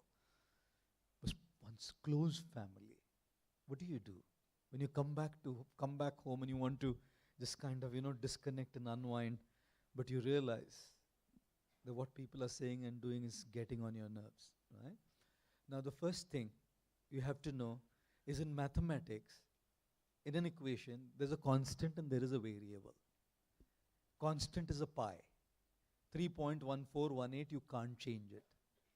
And the more I try to change the constant, I'm getting frustrated because it's called a constant because it doesn't change, right? Now if I go and hit my head against a wall, trust me, the wall doesn't move, my head hurts. And a lot of times, I am responsible. You know why?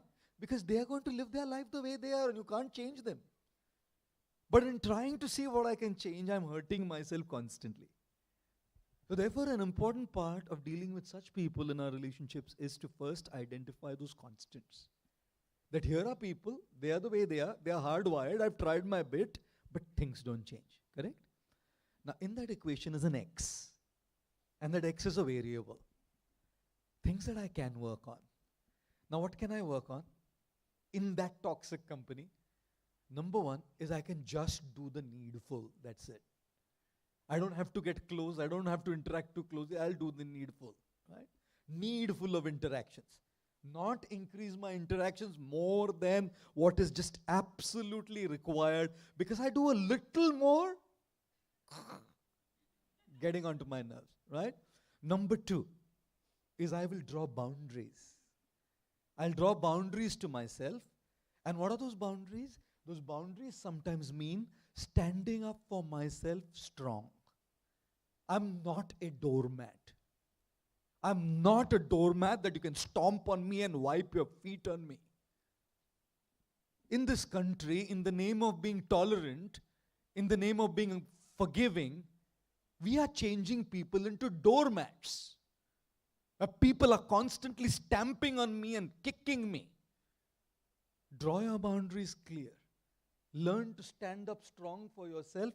Be sensitive. Be kind in your communication, but assertive. You don't need to be arrogant, but you can definitely be assertive.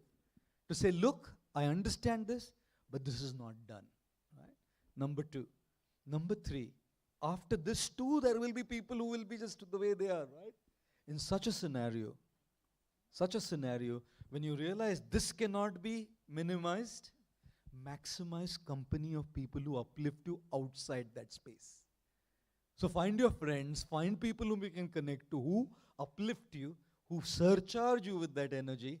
So with that positive energy, which is high there, this will start seeming a little smaller, right? So identify your constants, draw your boundaries, and maximize your positive company. That's the thing that you can do in such a situation. Yeah. Thank you. Wonderful.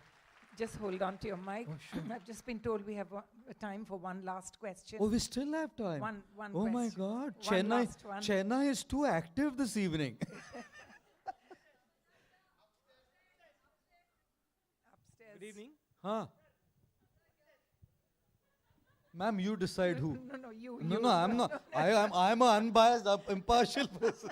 The princess should take a call. Shall we give upstairs a Who? chance? But who upstairs? Who upstairs? I can't see. There. Over there. Yeah, okay. She chose. I didn't. Yeah. Yeah. Yeah, you are. You're quite loud and clear.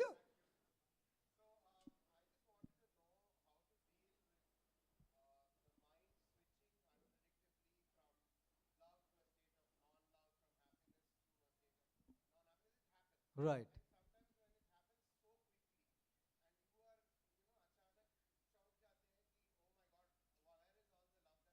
Ah. Right.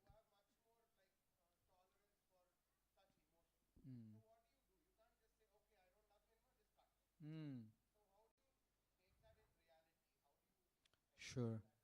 Thank you, Aditya, for that question. I love Chennai's questions. Such good questions. Give yourselves a loud round of applause. Really, you're amazing. Your questions are like incredible. Spot on. Thank you for that question. How do you deal with that switching off and switching on? Today I feel love. Tomorrow I'm saying, what is this going on? Today I feel roses are red, sky is blue. You're my sweetheart. I love you. And tomorrow I feel roses are dead. I am blue. You're my headache. I'll kill you. Suddenly, like shift of emotion. It's like, can you imagine what a shift of emotion that is? So switching off and switching on, happiness, love, all of this happens, right? But the fact of the matter is that's the nature of the human mind. Our emotions are always in a flux. They're not going to be stable. And even those people whom you're talking about who are stable, they go through the same flux. It's just that they probably learned how to manage that a little better than somebody who's not learned to manage that a little better, right?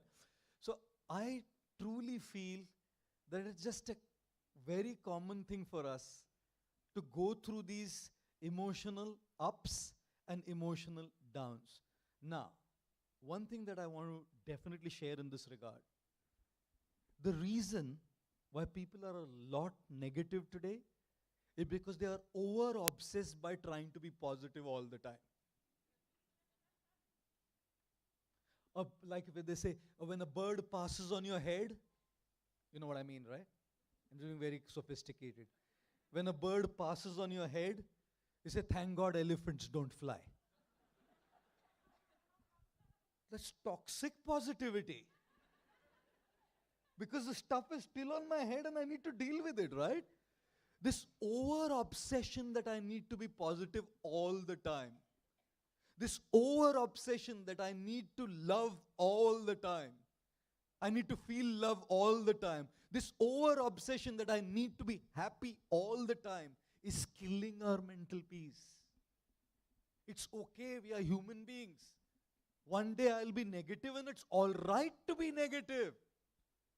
You don't have to be positive all the time. Who's telling you to be positive all the time? These motivational speakers, these life coaches, man! See the silver lining around the cloud. All the dots will connect backward and one day you will thank God. If I didn't go through this, I wouldn't. I know that's right. But this pressure that every day I have to think positive, it's all right to think negative. We are human beings. Every day I must feel love for my spouse. How do I feel that? Every day I should feel love for my girlfriend. How am I going to feel that? Today I may be in a bad mood.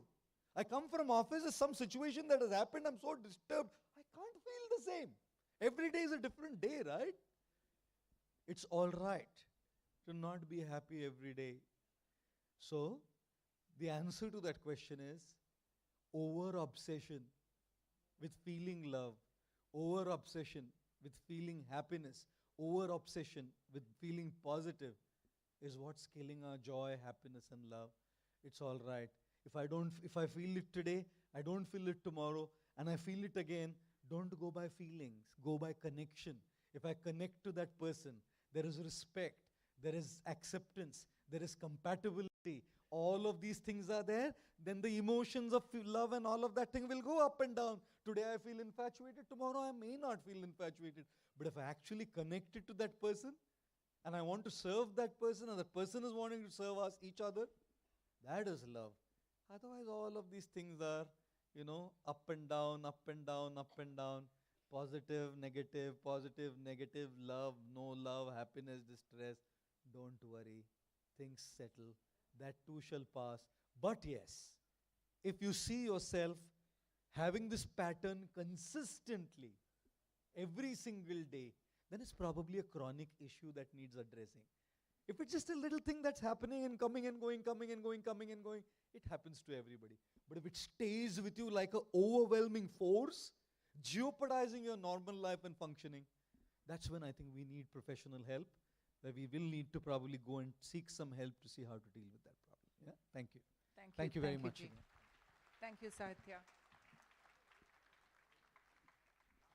Ladies and gentlemen, with that we come to the end of the Hindu Lit for Life dialogue. Can we please give Shri Gaur Gopal Das ji a huge round of applause? I must say, at the end of tonight, there's not a single person in Chennai who's going to admit to JOMO. It's definitely FOMO for missing out on being here. And thank you for dropping all of those truth bombs, all of the little bits of wisdom you've shared with us today. And thank you so much, Vidya, for ably moderating this evening. Thank you once again. Can we please give the two of them a huge round of applause? We'd like to inform you that Shri Gaur Gopal Das ji will be available outside for signing his books for the next 30 minutes. I repeat, only for the next 30 minutes. I know literally every single person out here is going to be queuing up there, but we're going to take a short break of 5 minutes and gather back inside for our next session. We have another amazing author, an excellent lineup of speakers. We promise you it's going to be just as entertaining and enlightening. Thank you once again. Thank you so very much.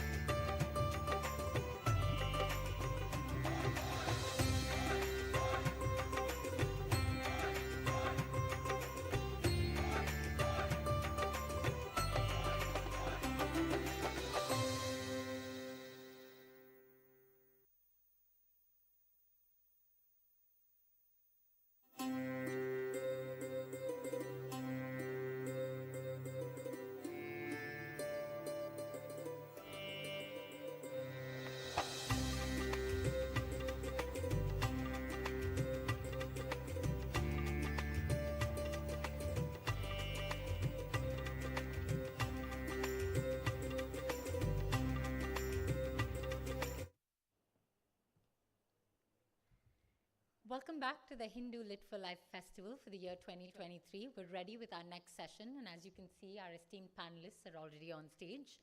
Allow me a moment to introduce them all to you. We have with us Captain G.R. Gopinath, who's the founder of Air Deccan, India's first low-cost airline. He served in the Indian Army as a commissioned officer. His autobiography, Simply Fly, was made into a Tamil film, Surarai Putru. He writes for print and online media on a wide variety of topics. His latest book is Our India, which will be discussed today. We also have with us on stage Mr. Gopal Krishna Gandhi, a distinguished professor of history at Ashoka University, who was the governor of West Bengal from 2004 to 2009. A former civil servant, he was secretary to the President of India, director of the Nehru Centre, London, High Commissioner for India in South Africa, Lesotho, Sri Lanka, and Ambassador of India in Norway and Iceland. Can we please give Mr. Gopal Krishna Gandhi a huge round of applause? We'd also like to welcome on stage senior television anchor, political analyst, sports commentator, and quiz master. He has an MD in internal medicine. He's worked as a medical consultant in healthcare IT for over 2 decades. Dr. Sumant C. Raman. Welcome. We also have with us on stage a senior journalist who started her career with Business India magazine. She's written extensively about South-based businesses and is the author of Surge, Tamil Nadu's growth story. Give it up for Sushila Ravindranath. Our moderator for this session is a senior associate editor at The Hindu and manages its opinion pages, writes editorial and opinion articles, and curates special editorial projects. He regularly appears on news television channels as an expert political commentator. Put your hands together for Mr. Narayan Lakshman. Over to you, sir. So welcome everyone to this day 0 panel discussion of the Hindu Lit for Life. As someone associated with the Hindu, I'm very proud that we're back and, as the Americans say, hit the ground running. And this is our first physical, in-person Lit for Life after a 3-year hiatus. So kudos to the whole team behind Lit for Life. Thank you. So it's my pleasure to moderate today this discussion on the book Our India by Professor Captain Gopinath, this one. And I think Captain Gopinath really needs no introduction, but he is, as you know, the founder of Air Deccan, a retired army man, an award-winning farmer, an activist, and of course, an author as well. And I must say that as someone editing the Hindu's opinion pages, I found it particularly interesting, not only because it's an anthology of articles he's written that have appeared in the Hindu, that was an extra kind of kick for me, but just like we do on the opinion pages, his book provides a 360-degree view of the extremely complex mosaic that India is, whether you're talking about society, whether you're talking about politics, economics, and indeed the very colorful personalities that drive the country to in whichever direction it goes. So, as I said, the book comprises of these 4 sections exactly: enterprise, society and governance, politics, and musings, which the latter includes recent events, including the impact of the COVID-19 pandemic, but also lighter encounters that the captain has had over the years with the likes of R.K. Lakshman, Girish Karnad, and even Atal Bihari Vajpayee at the time of his political foray. So the captain was involved in politics as well. So in this discussion, we'll try and touch on each aspect. But I'm going to invoke moderator privilege and get a quick question in first, if I may, Captain, which is, this book is an anthology, and all the works within have been published across many different newspapers. And as we know, the political spectrum is quite wide when you look at that, when you look at newspapers. How was the process of engaging with editors in terms of the leeway they gave you, because you quite freely critique some of the top political leaders and others in the country? What was the response, the pushback you got, or the freedom you were given to put together a book like this? Obviously, there is a limitation in terms of the number of words. You can't exceed that. But I think, let's say, when you write to a magazine which is, let's use the word, left-leaning or anti-government, in today's case, anti-Modi, for example, and sometimes you find the editor not happy that I have not criticized Modi enough, for example. So in fact, there's an article there. In fact, that is the title of the book, subtitle of the book, India Betwixt and Between, in a sense. Is Modi a Hitler? I said, no, he's not a Hitler, in the sense of Hitler or Stalin, But is he a Democrat? Does he have the virtue of a Democrat? Definitely not. You have Ramchandra Guha roaming free. But of course, you also have Sudha Bhardwaj in prison. So, in a sense that India is in a flux, caught between tradition and modernity. And Modi himself, I think, represents that milieu of India, where is alternately extremely ruthless in its authoritarianism, but also shows that virtue of democracy in patches. So at such times when I have an argument, when it's not going anywhere, then maybe I'll send it to Hindu. You're very welcome, and I can see the Hindu is featured quite nicely in your book as well, so I'm pleased about that. So like you said, I think there is a theme that runs through the book which has to do with this clash between tradition and modernity, and the sort of give and take that happens between those two and determining outcomes. But let me put my first question to Sushila, which is to say, the captain writes, the real engine that keeps the Indian economy running often comprises small entrepreneurs, SMEs, and many of them, to take a recent issue, were hit by the COVID crisis, and that led to the labor exodus from cities to rural areas. So as the captain deliberates in the book on solutions for these issues, should the government be playing a bigger role in supporting the informal economy, especially during times of crisis? I certainly think so. Although we talk about, government should not interfere and let the entrepreneur do what they want, no country without government help can survive. Especially during a period like COVID, when people were jobless, and we saw this, as Captain himself has written in his book, this really pathetic sight of people moving from place to place and not having food and so on. But that's where the government comes in. Not in putting restrictions on what an entrepreneur wants to do. See, this is a very entrepreneurial country. People don't really realize it, which had been inhibited for years because of our socialist principles. Now, someone like Captain who dreams of starting an airline, I'm still amazed he did, and I still feel it's like one of those. See, today when we're talking about growing economy and entrepreneurship, we all talk about only IT industry. If you take the South, all the big names are really IT. But suddenly this entrepreneur comes and, his background is army, and then he goes into farming, and then he goes into dealing with helicopters, cargo carrying, and he says he starts a very successful low-cost airline. So I'm sure, Captain, you went through a lot of hassles getting your permissions and so on, but at least it wasn't the license permit Raj where it was only Air India. I think an entire generation here wouldn't know what it was flying Indian Airlines in those days. To get a ticket, you actually had to use influence. For a brief period, I knew the chairman of Indian Airlines. You won't know how many calls I got. Please, please, please get us this ticket. So this is overnight, Captain changed everything. Whatever happened later, but he is one of those who is a true face of enterprise, because he went into an industry which we never thought the private sector could. So that way. Okay, I'm going to pose the next question to Sumant, and this is sort of in the realm of politics. And as Captain said, betwixt and between, I think the meaning you were trying to convey is we're neither authoritarian state in its entirety or the extreme position, nor a liberal democracy, for example, as you see in some other parts of the world.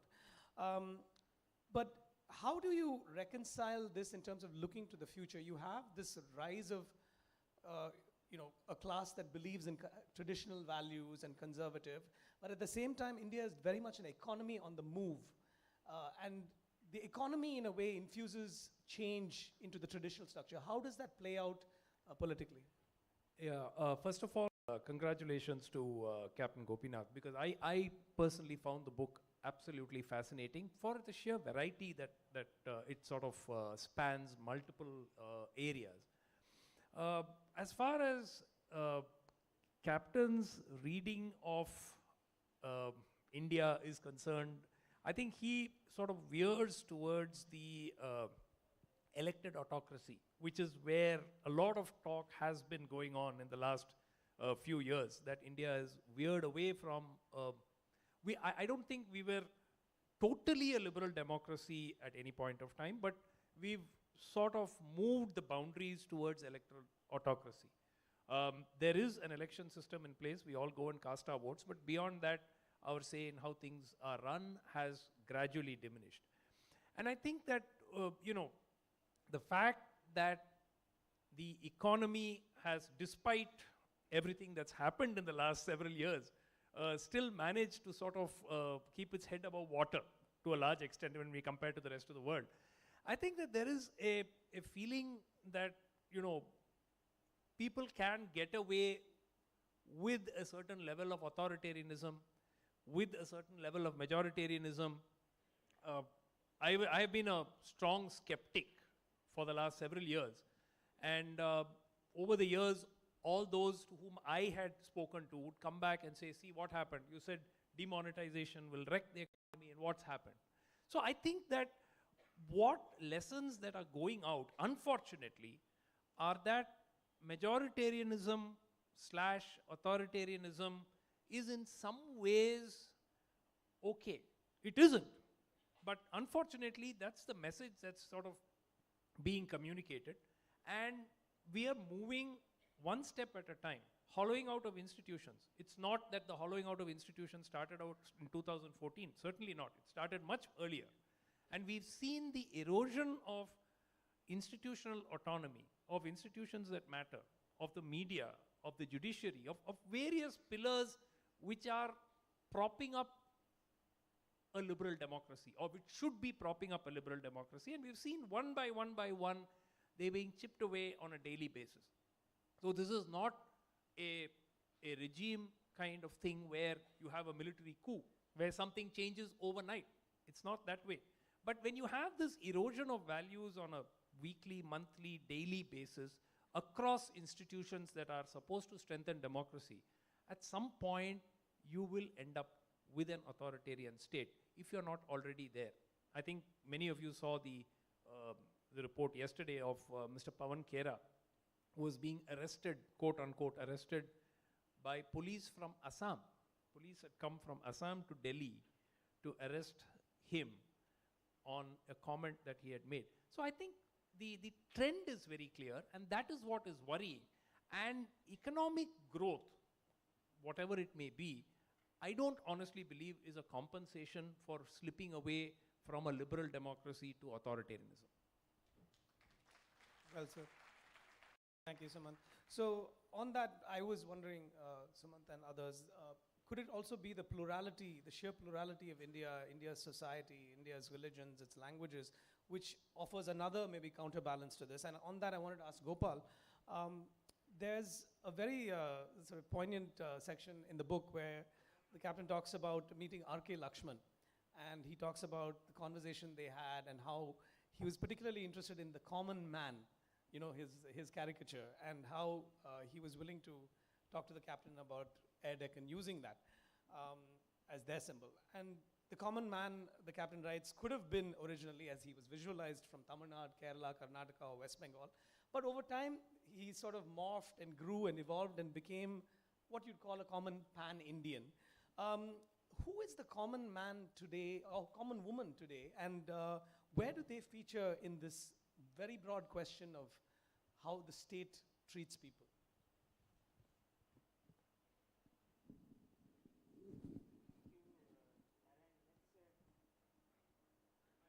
I wanted to pose to Captain myself. But I would respond by saying, Gopal, the mic. Just hold it closer, please. Hold it closer. there's a green light, green, it's on there. So I speak a little louder. Closer, you have to hold it. I don't know who the common man or common woman is, but I do know what the common... Is this better? I do know condition today is. And it is one of a kind of...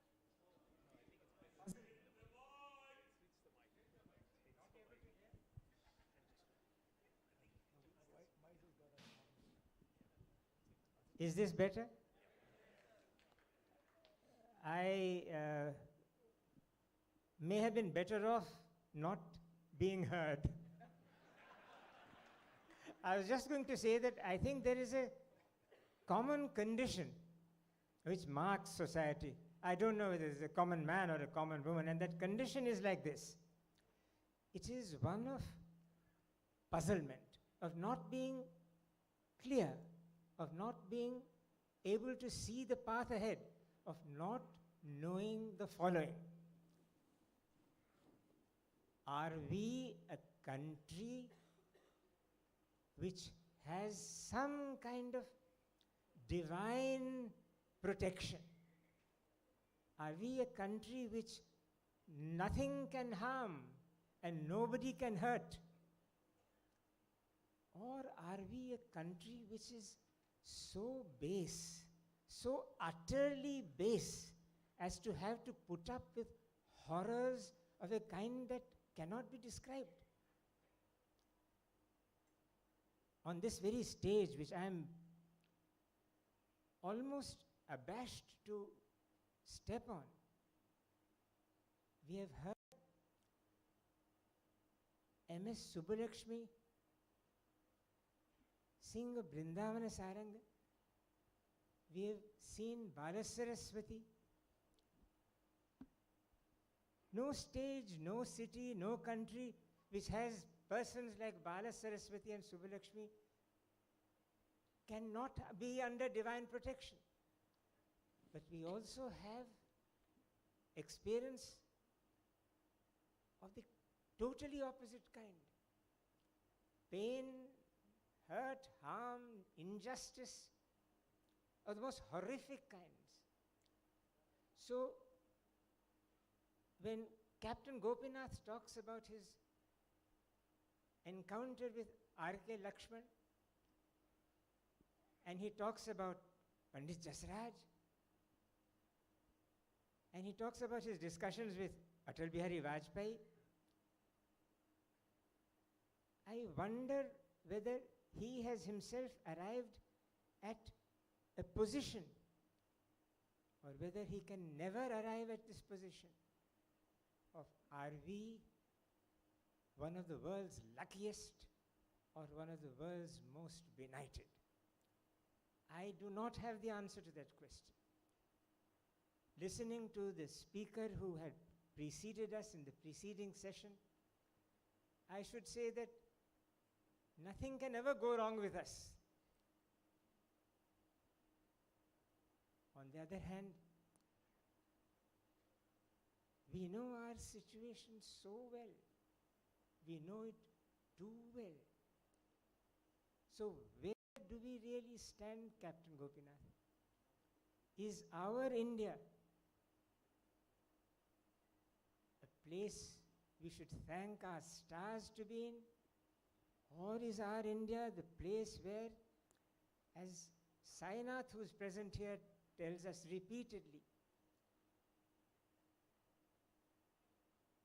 utter injustice prevails, and no one is there to really address it? I would like to hear you on this, Captain Gopinath. I think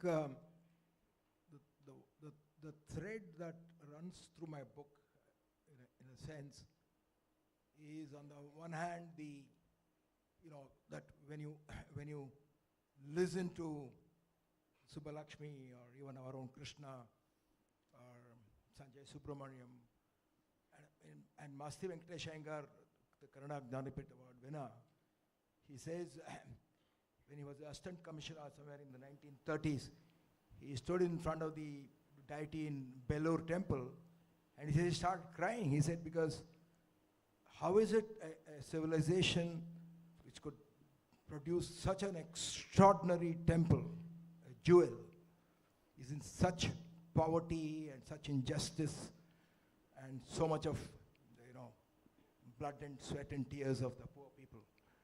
So I think this is the challenge of India. On the one hand, in fact, I was mentioning that I'm myself a non-believer, but when you see sometimes Zakir Hussain playing, you think that it is God who is playing through him. So this aspect of the greatness of India, and at the same time the utter debasement, when you look at the Unnao rape or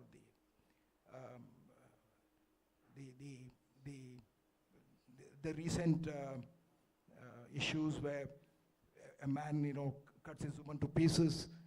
India is such contrast. On the one hand, you feel blessed to be in a country where you can hear Subbulakshmi or see Balaswaraswati. And we had a Gandhi, we had a Tagore, and at the same time when you see a farmer's distress, because I remember myself when I was a farmer, literally living hand to mouth. I took my crop once to Hassan, and I had to bring it back because all the farmers in Hassan had, put all the tomatoes and onions and red chilies on the ground, and the green chilies on the ground, and we couldn't enter the town. So I brought back all my crop and fed it to the cattle. So, and I think the migration that she was talking about, because the fact that we have so many migrants in all our cities now, including our farms today. In my own farm, we have people from Assam who are all Assam Muslims who are working. That is a sign of a vibrant democracy, that labor moves wherever there is demand. But this othering of the other castes, the Dalits, the suffering of Dalits even today, you reading it in the paper, that tears you, tears your heart apart. So I think we had to do what we can, each of us. We can't eliminate evil, but we can only reduce evil. I think Tagore says somewhere in one of his these stray birds, he says that the stars tell the night, let me light my lamp and never debate if it can remove darkness. That's what the stars are telling the night, because the night is asking, your light is so faint. Let me light my lamp and never debate if it will help remove darkness. So I think, when we speak of the Adanis and the Ambanis today, or any of the big IT companies somebody was talking about, but there is also the recognition that there's so much of poverty even today, so much of poverty, so much of malnutrition, so much of problem of drinking water, farmers in distress. So this country is a country of huge contrasts and huge poverty and ignorance, and I think we need to fight it on a daily basis. I think Gandhi, I think in that sense, epitomizes for us today, in all aspects of our life, to fight this. He was deeply devout, but in a very unreligious way, he was devout.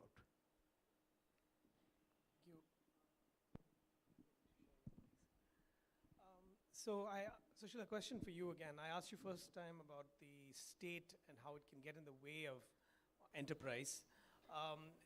But in the light of Captain's and Gopal's comments, do you think it is maybe society, or specifically power players and elites in society, who get in the way of others progressing by making the state or the government quite marketized, in the sense they are so disproportionately economically powerful that it's a no-brainer that they will influence policy, or there is nepotism, crony capitalism, and the Captain talks about all of that in his book.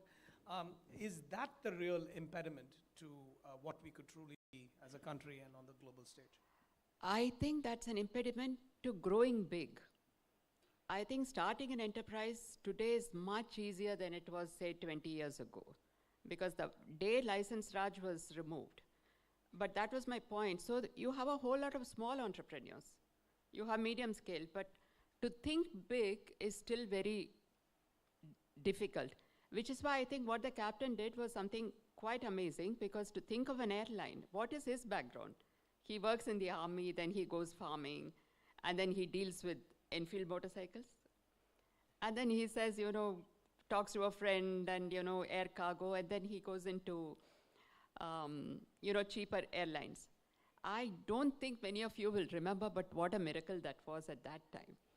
But I want to ask Captain something. You start Deccan, you know, for the ordinary people. Then you, when you had to disinvest, sell out, you go to Kingfishers, which at that time was one of the richest, you know, the most luxurious entrepreneurs in the country. How did this contrast happen? You know, that's a long story. Actually, it's one section in the book talks about it as to why I sold to Malia. You know, the airlines were, when I started the airline... Sorry, you also had an offer from Tata's, but you had to go, you chose because you had given your word or something. I had an offer from Tata's, I had an offer from Ambani's. Then also I was negotiating with Malia. Malia had actually approached me many times, but I once remember I told him that, you know, we are so incompatible. I said, you're from Mars and I'm from Venus. Because I went to meet him first, you know, he was actually sitting on a silver throne, you know, and somebody came and put another silver stool for him to put his leg on. Yeah. And so, actually in that movie, there is a dialogue where, you know, they have shown somebody as Malia, and he says, "Come, Captain, let's go and have a drink." And I'm supposed to have said that. You know, I'm not a socialite, I'm a socialist. You know? So, but of course, it's all a lot of fiction in that dramatized. But I think the thing is that, you know, as an entrepreneur, sometimes, you know, when you want to grow and take on the big boys, or the big fat boys, or big bad boys, or whatever you want to call it, everyone is trying to snuff you out of competition. I remember at that time, the MPs were writing letters to the minister saying that low-cost airlines are unsafe. So I was not getting the resources from the government, parking slots and things like that. And the oil prices, which were at $20, went to 20 rupees, 150 rupees a liter. There were no modern airports. We had no pilots. We had no engineers. We were poaching each other's pilots. We started the pilot salary at 1 lakh rupees. It went to 8 lakhs. And that was the time Airbus came to me and said, we have seen airlines around the world. I think you should both consolidate. Here's got Airbus, you've got Airbus, here's got ATR.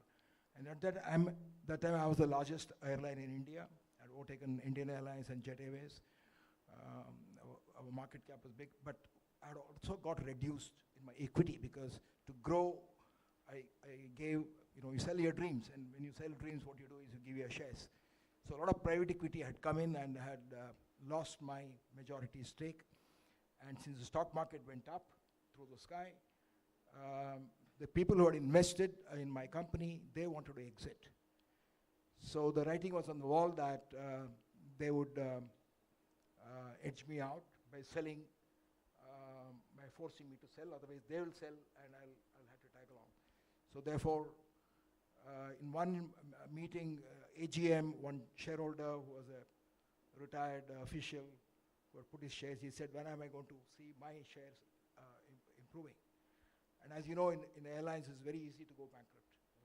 In many businesses, it's easy, but in the airlines, I used to say that my checks fly faster than the planes.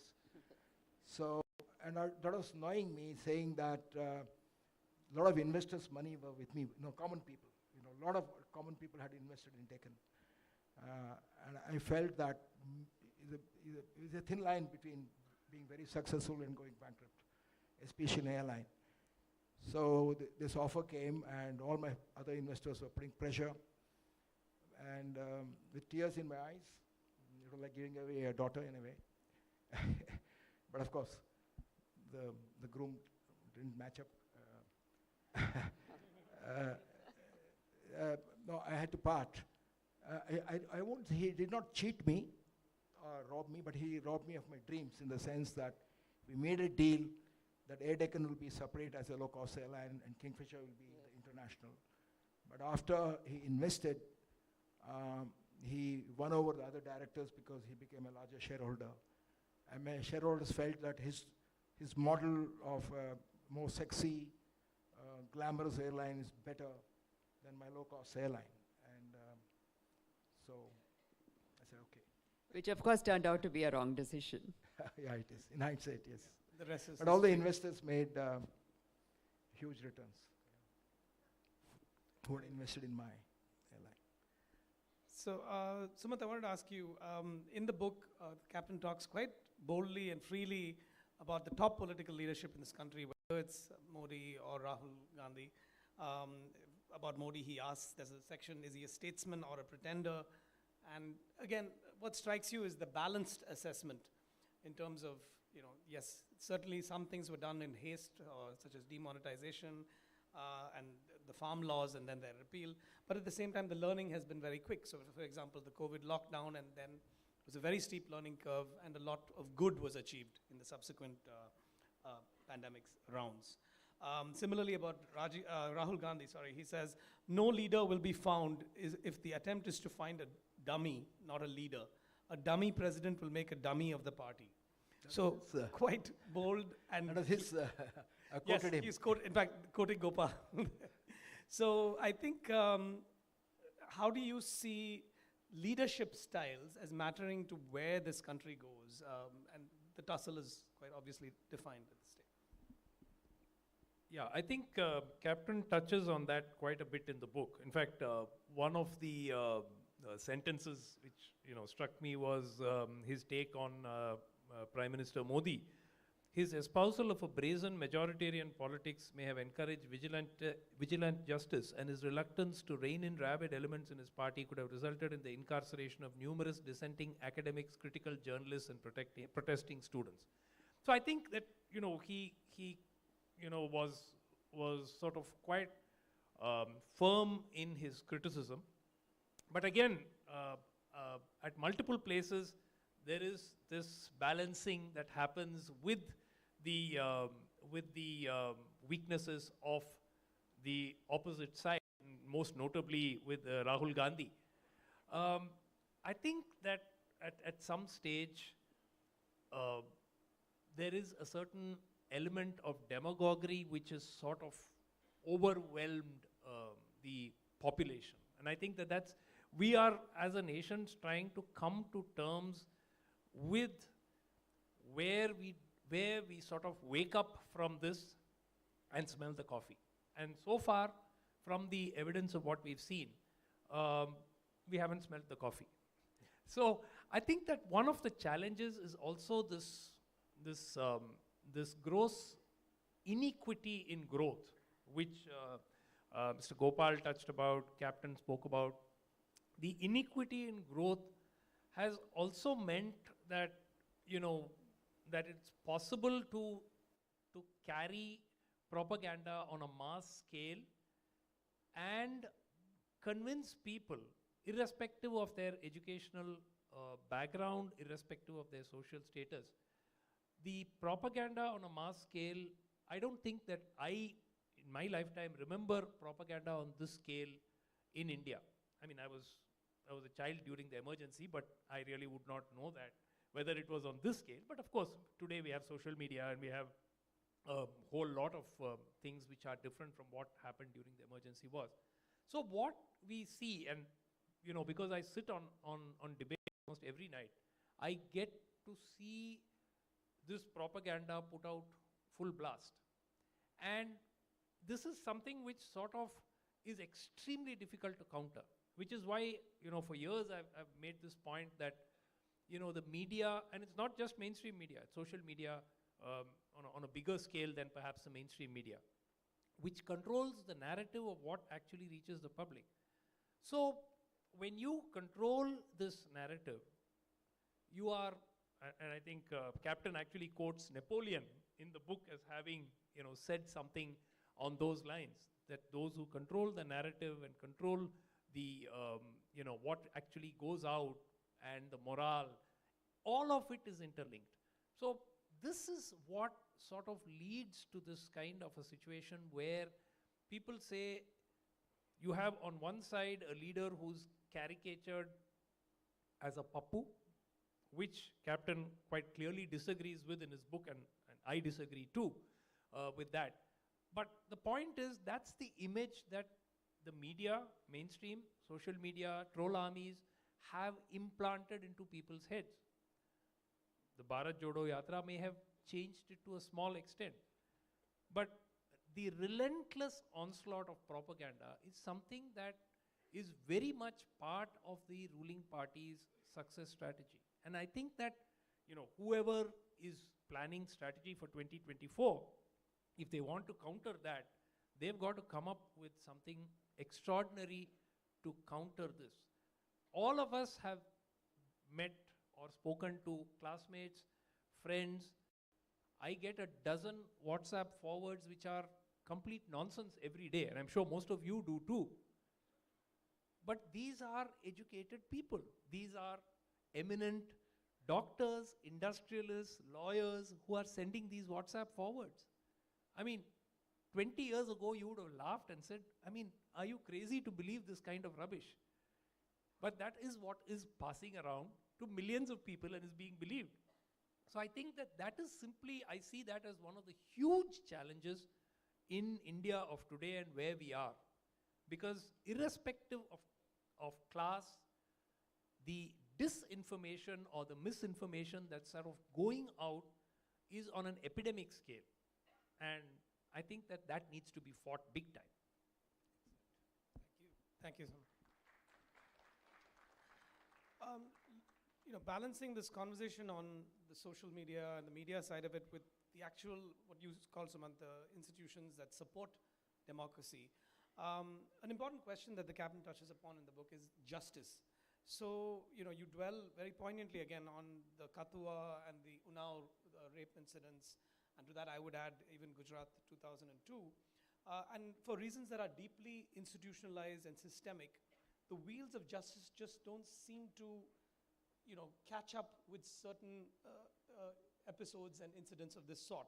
So how do we work, going beyond the nitty-gritty of how the court system works and reforming that, which is an important debate, how can India better deliver justice to its citizens in the years ahead?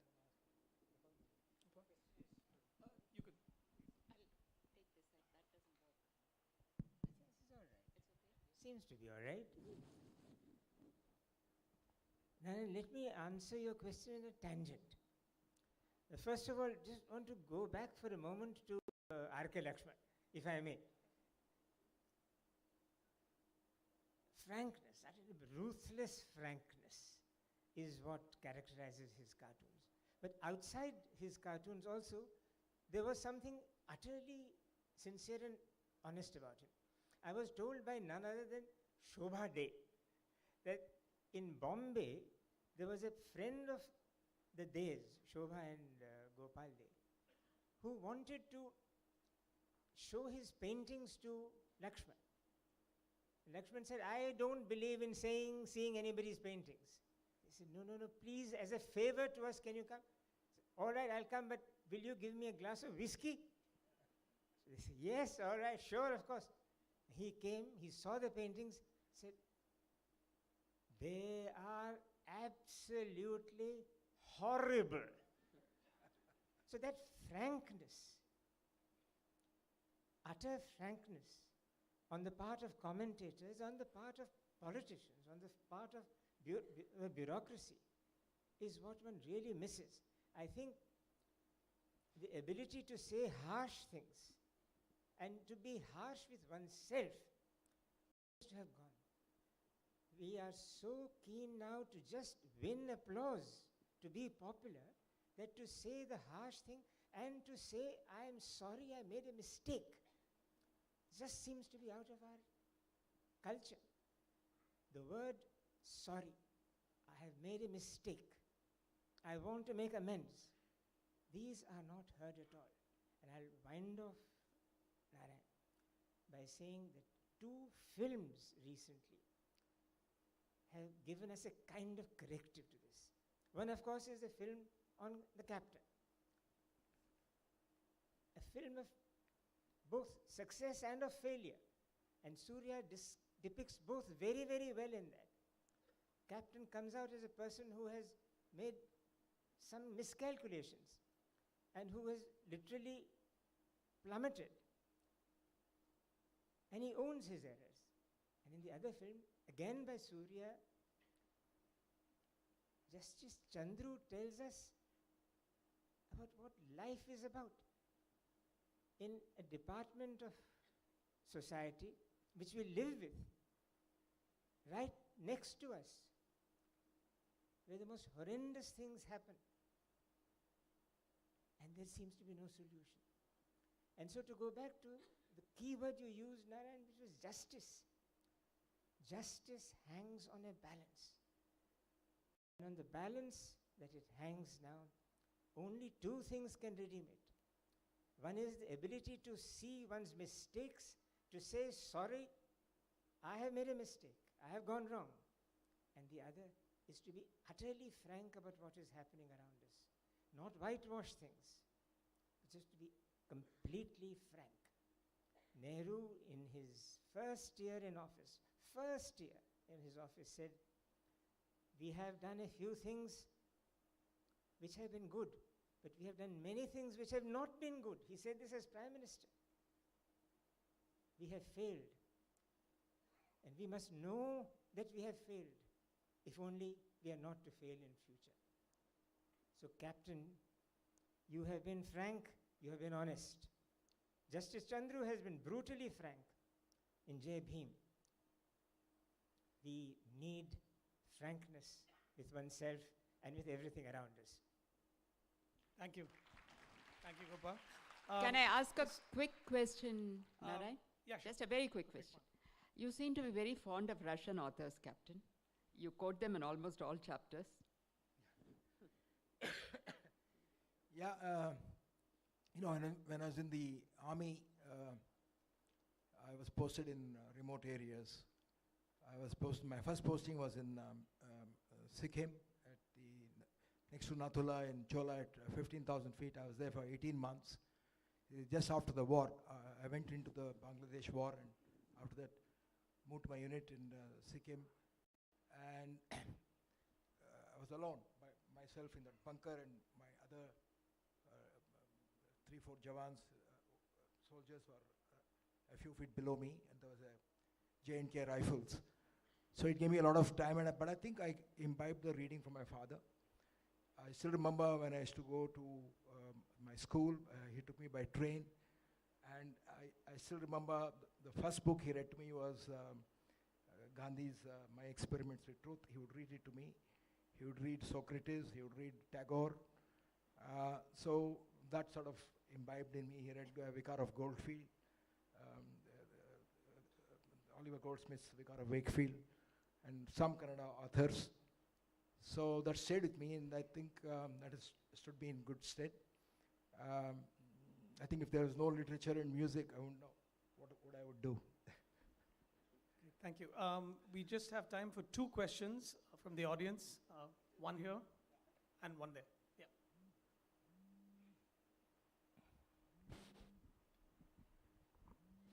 Hi, this question is for Mr. Gopinath. So you referred to that film, that Surya's film.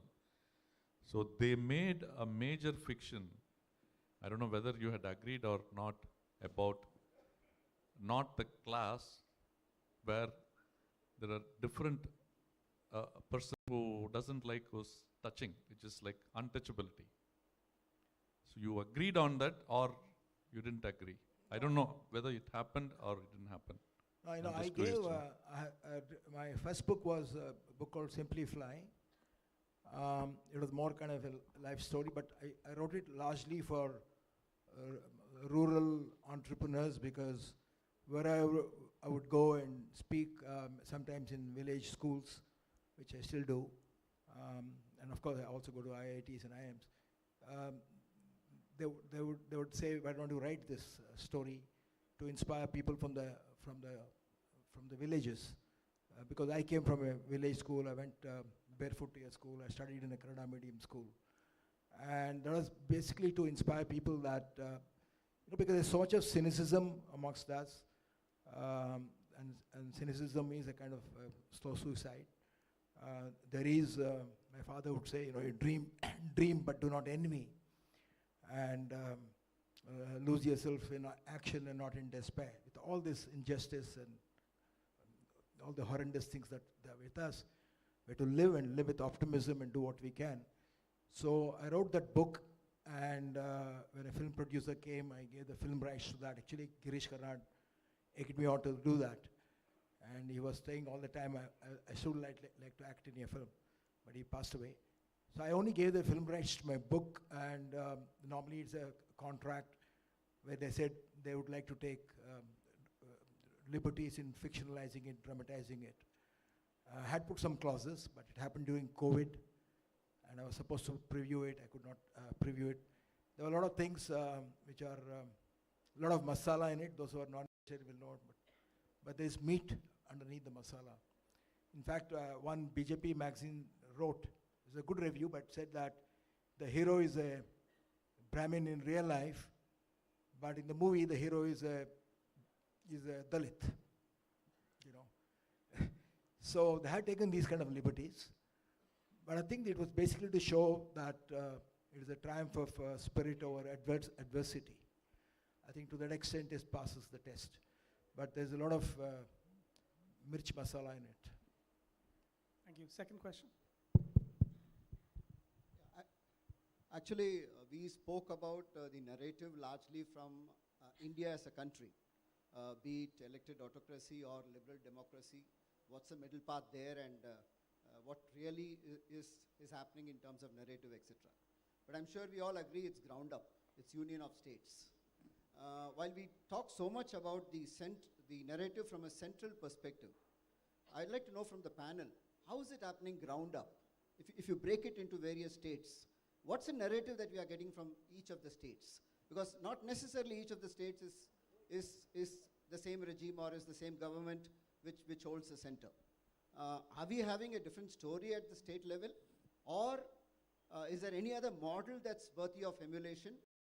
Or it's still the same narrative broken up at the state level? Do we have any other recourse in that sense? Okay, shall we just do 1 minute per speaker, starting with Sushila? No.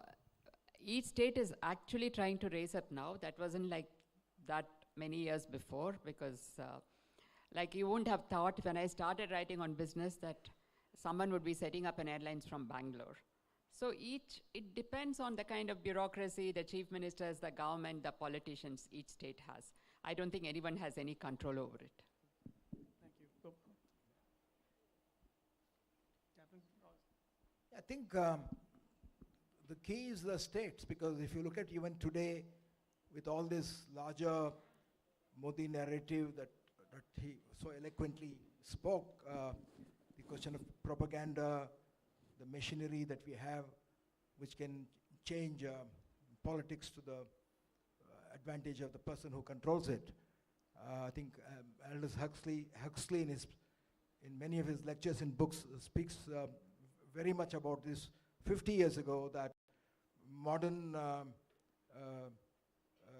methods of propaganda can, make people believe that slavery is good for them. I think that is one of the things that many of the authoritarian leaders achieved, that, to be subservient, to be a slave is good for you, right? So they have succeeded in hypnotizing the public. But in spite of all that, I think the country is so Narayan mentioned it, it's so diverse, so pluralistic, so vibrant in every aspect. It'll be the harakiri for anyone to homogenize it. I'm very sure of that. But of course, we have to fight it. But I think the people are themselves so rebellious against any kind of homogenization, including this Hindutva. And in fact, in one of my articles I've written that the threat to Hinduism is not from secularists or the pseudo-seculars or from Islamists. It is from pseudo-Hindus. So I think the country is so deeply irreligious in one way. The Hindus, Hinduism accommodates everyone. The hedonist, the nihilist, every kind of thing that you read in the French and Russian novels. Hinduism has accommodated it. And even today, if you see, though the country is being ruled by the BJP at one level, for whatever reason they think people are intuitive and they know that when the center, nobody else is there. Look at Kerala, the BJP is 0, Tamil Nadu it is 0, Andhra it is 0. In Andhra, in fact, there's a Christian chief minister and he only represents 2% of the population.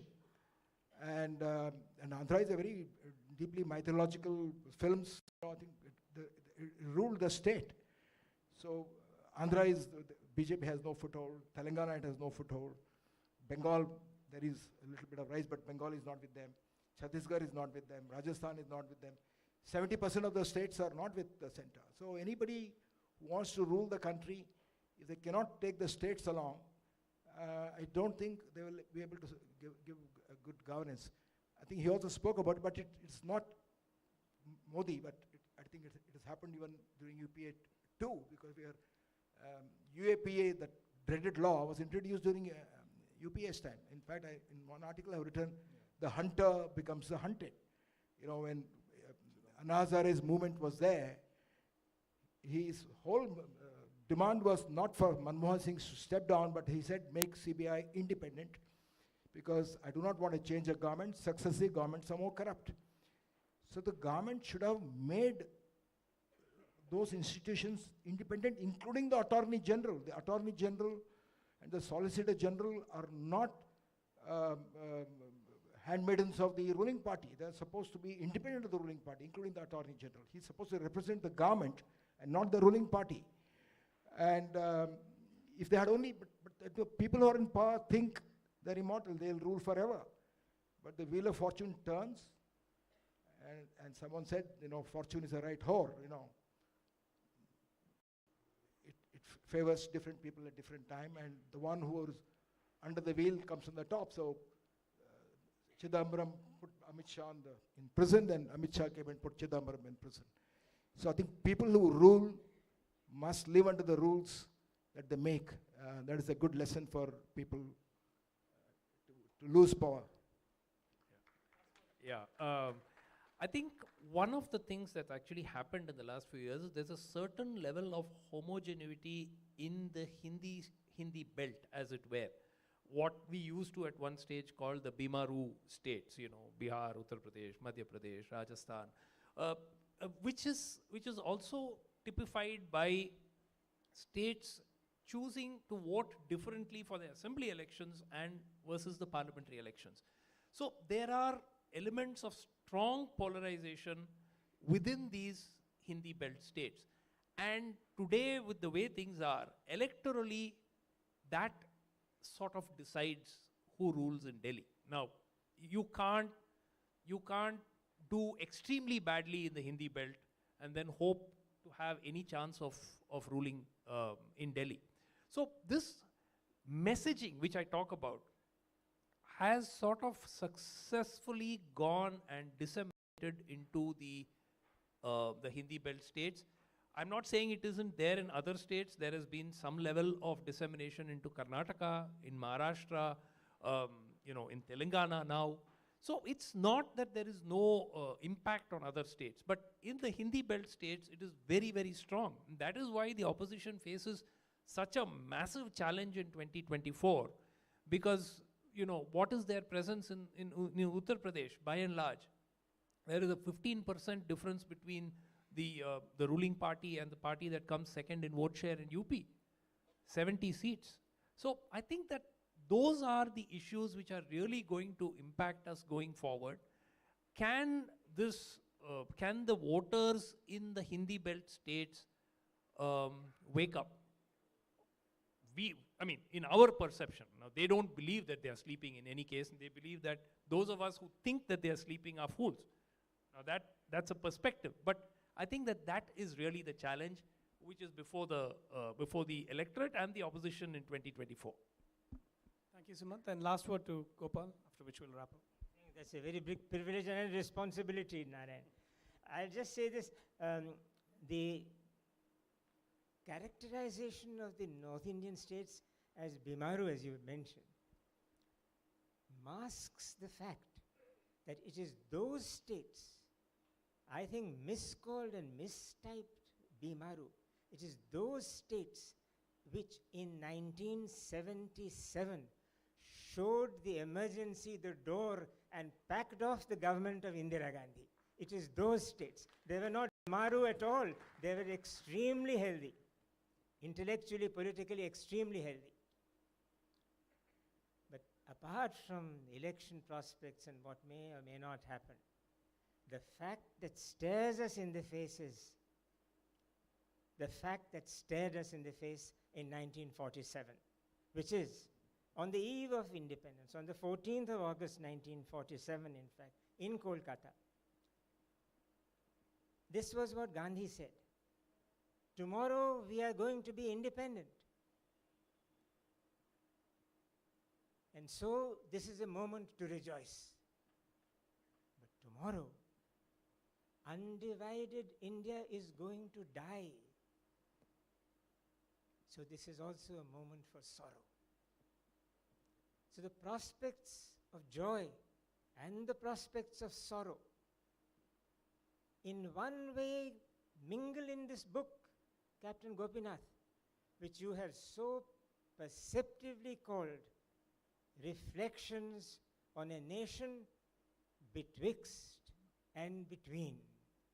We are betwixt and between the prospect of celebrating too loudly or lamenting too loudly. We have to know that both are true.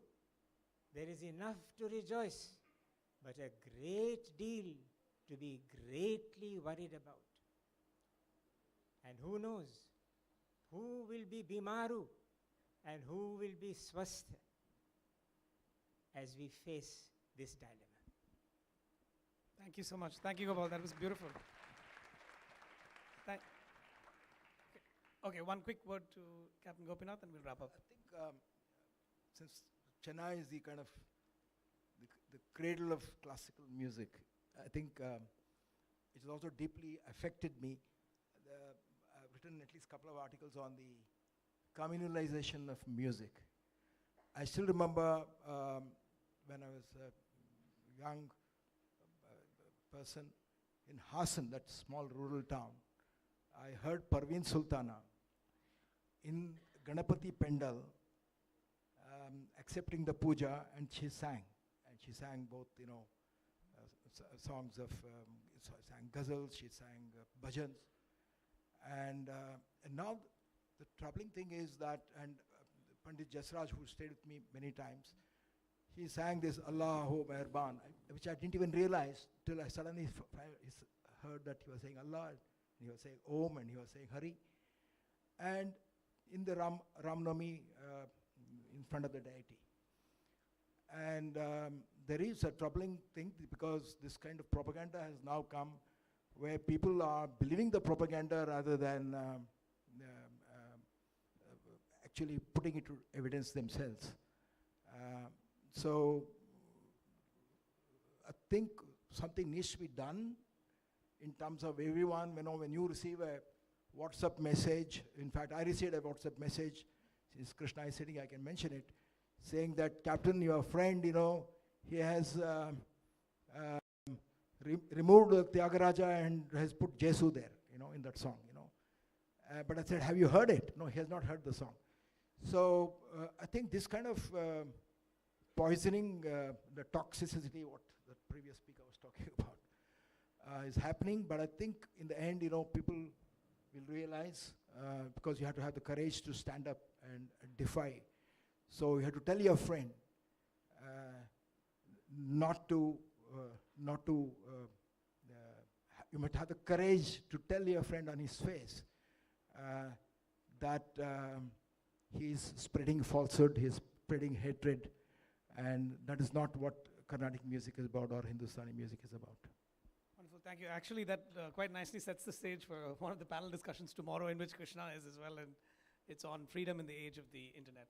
So look forward to all of you coming there, but for today, let me just say thank you to all the panelists, and Captain especially, for your book and for the discussion. We'll see you all tomorrow at the festival. Thank you.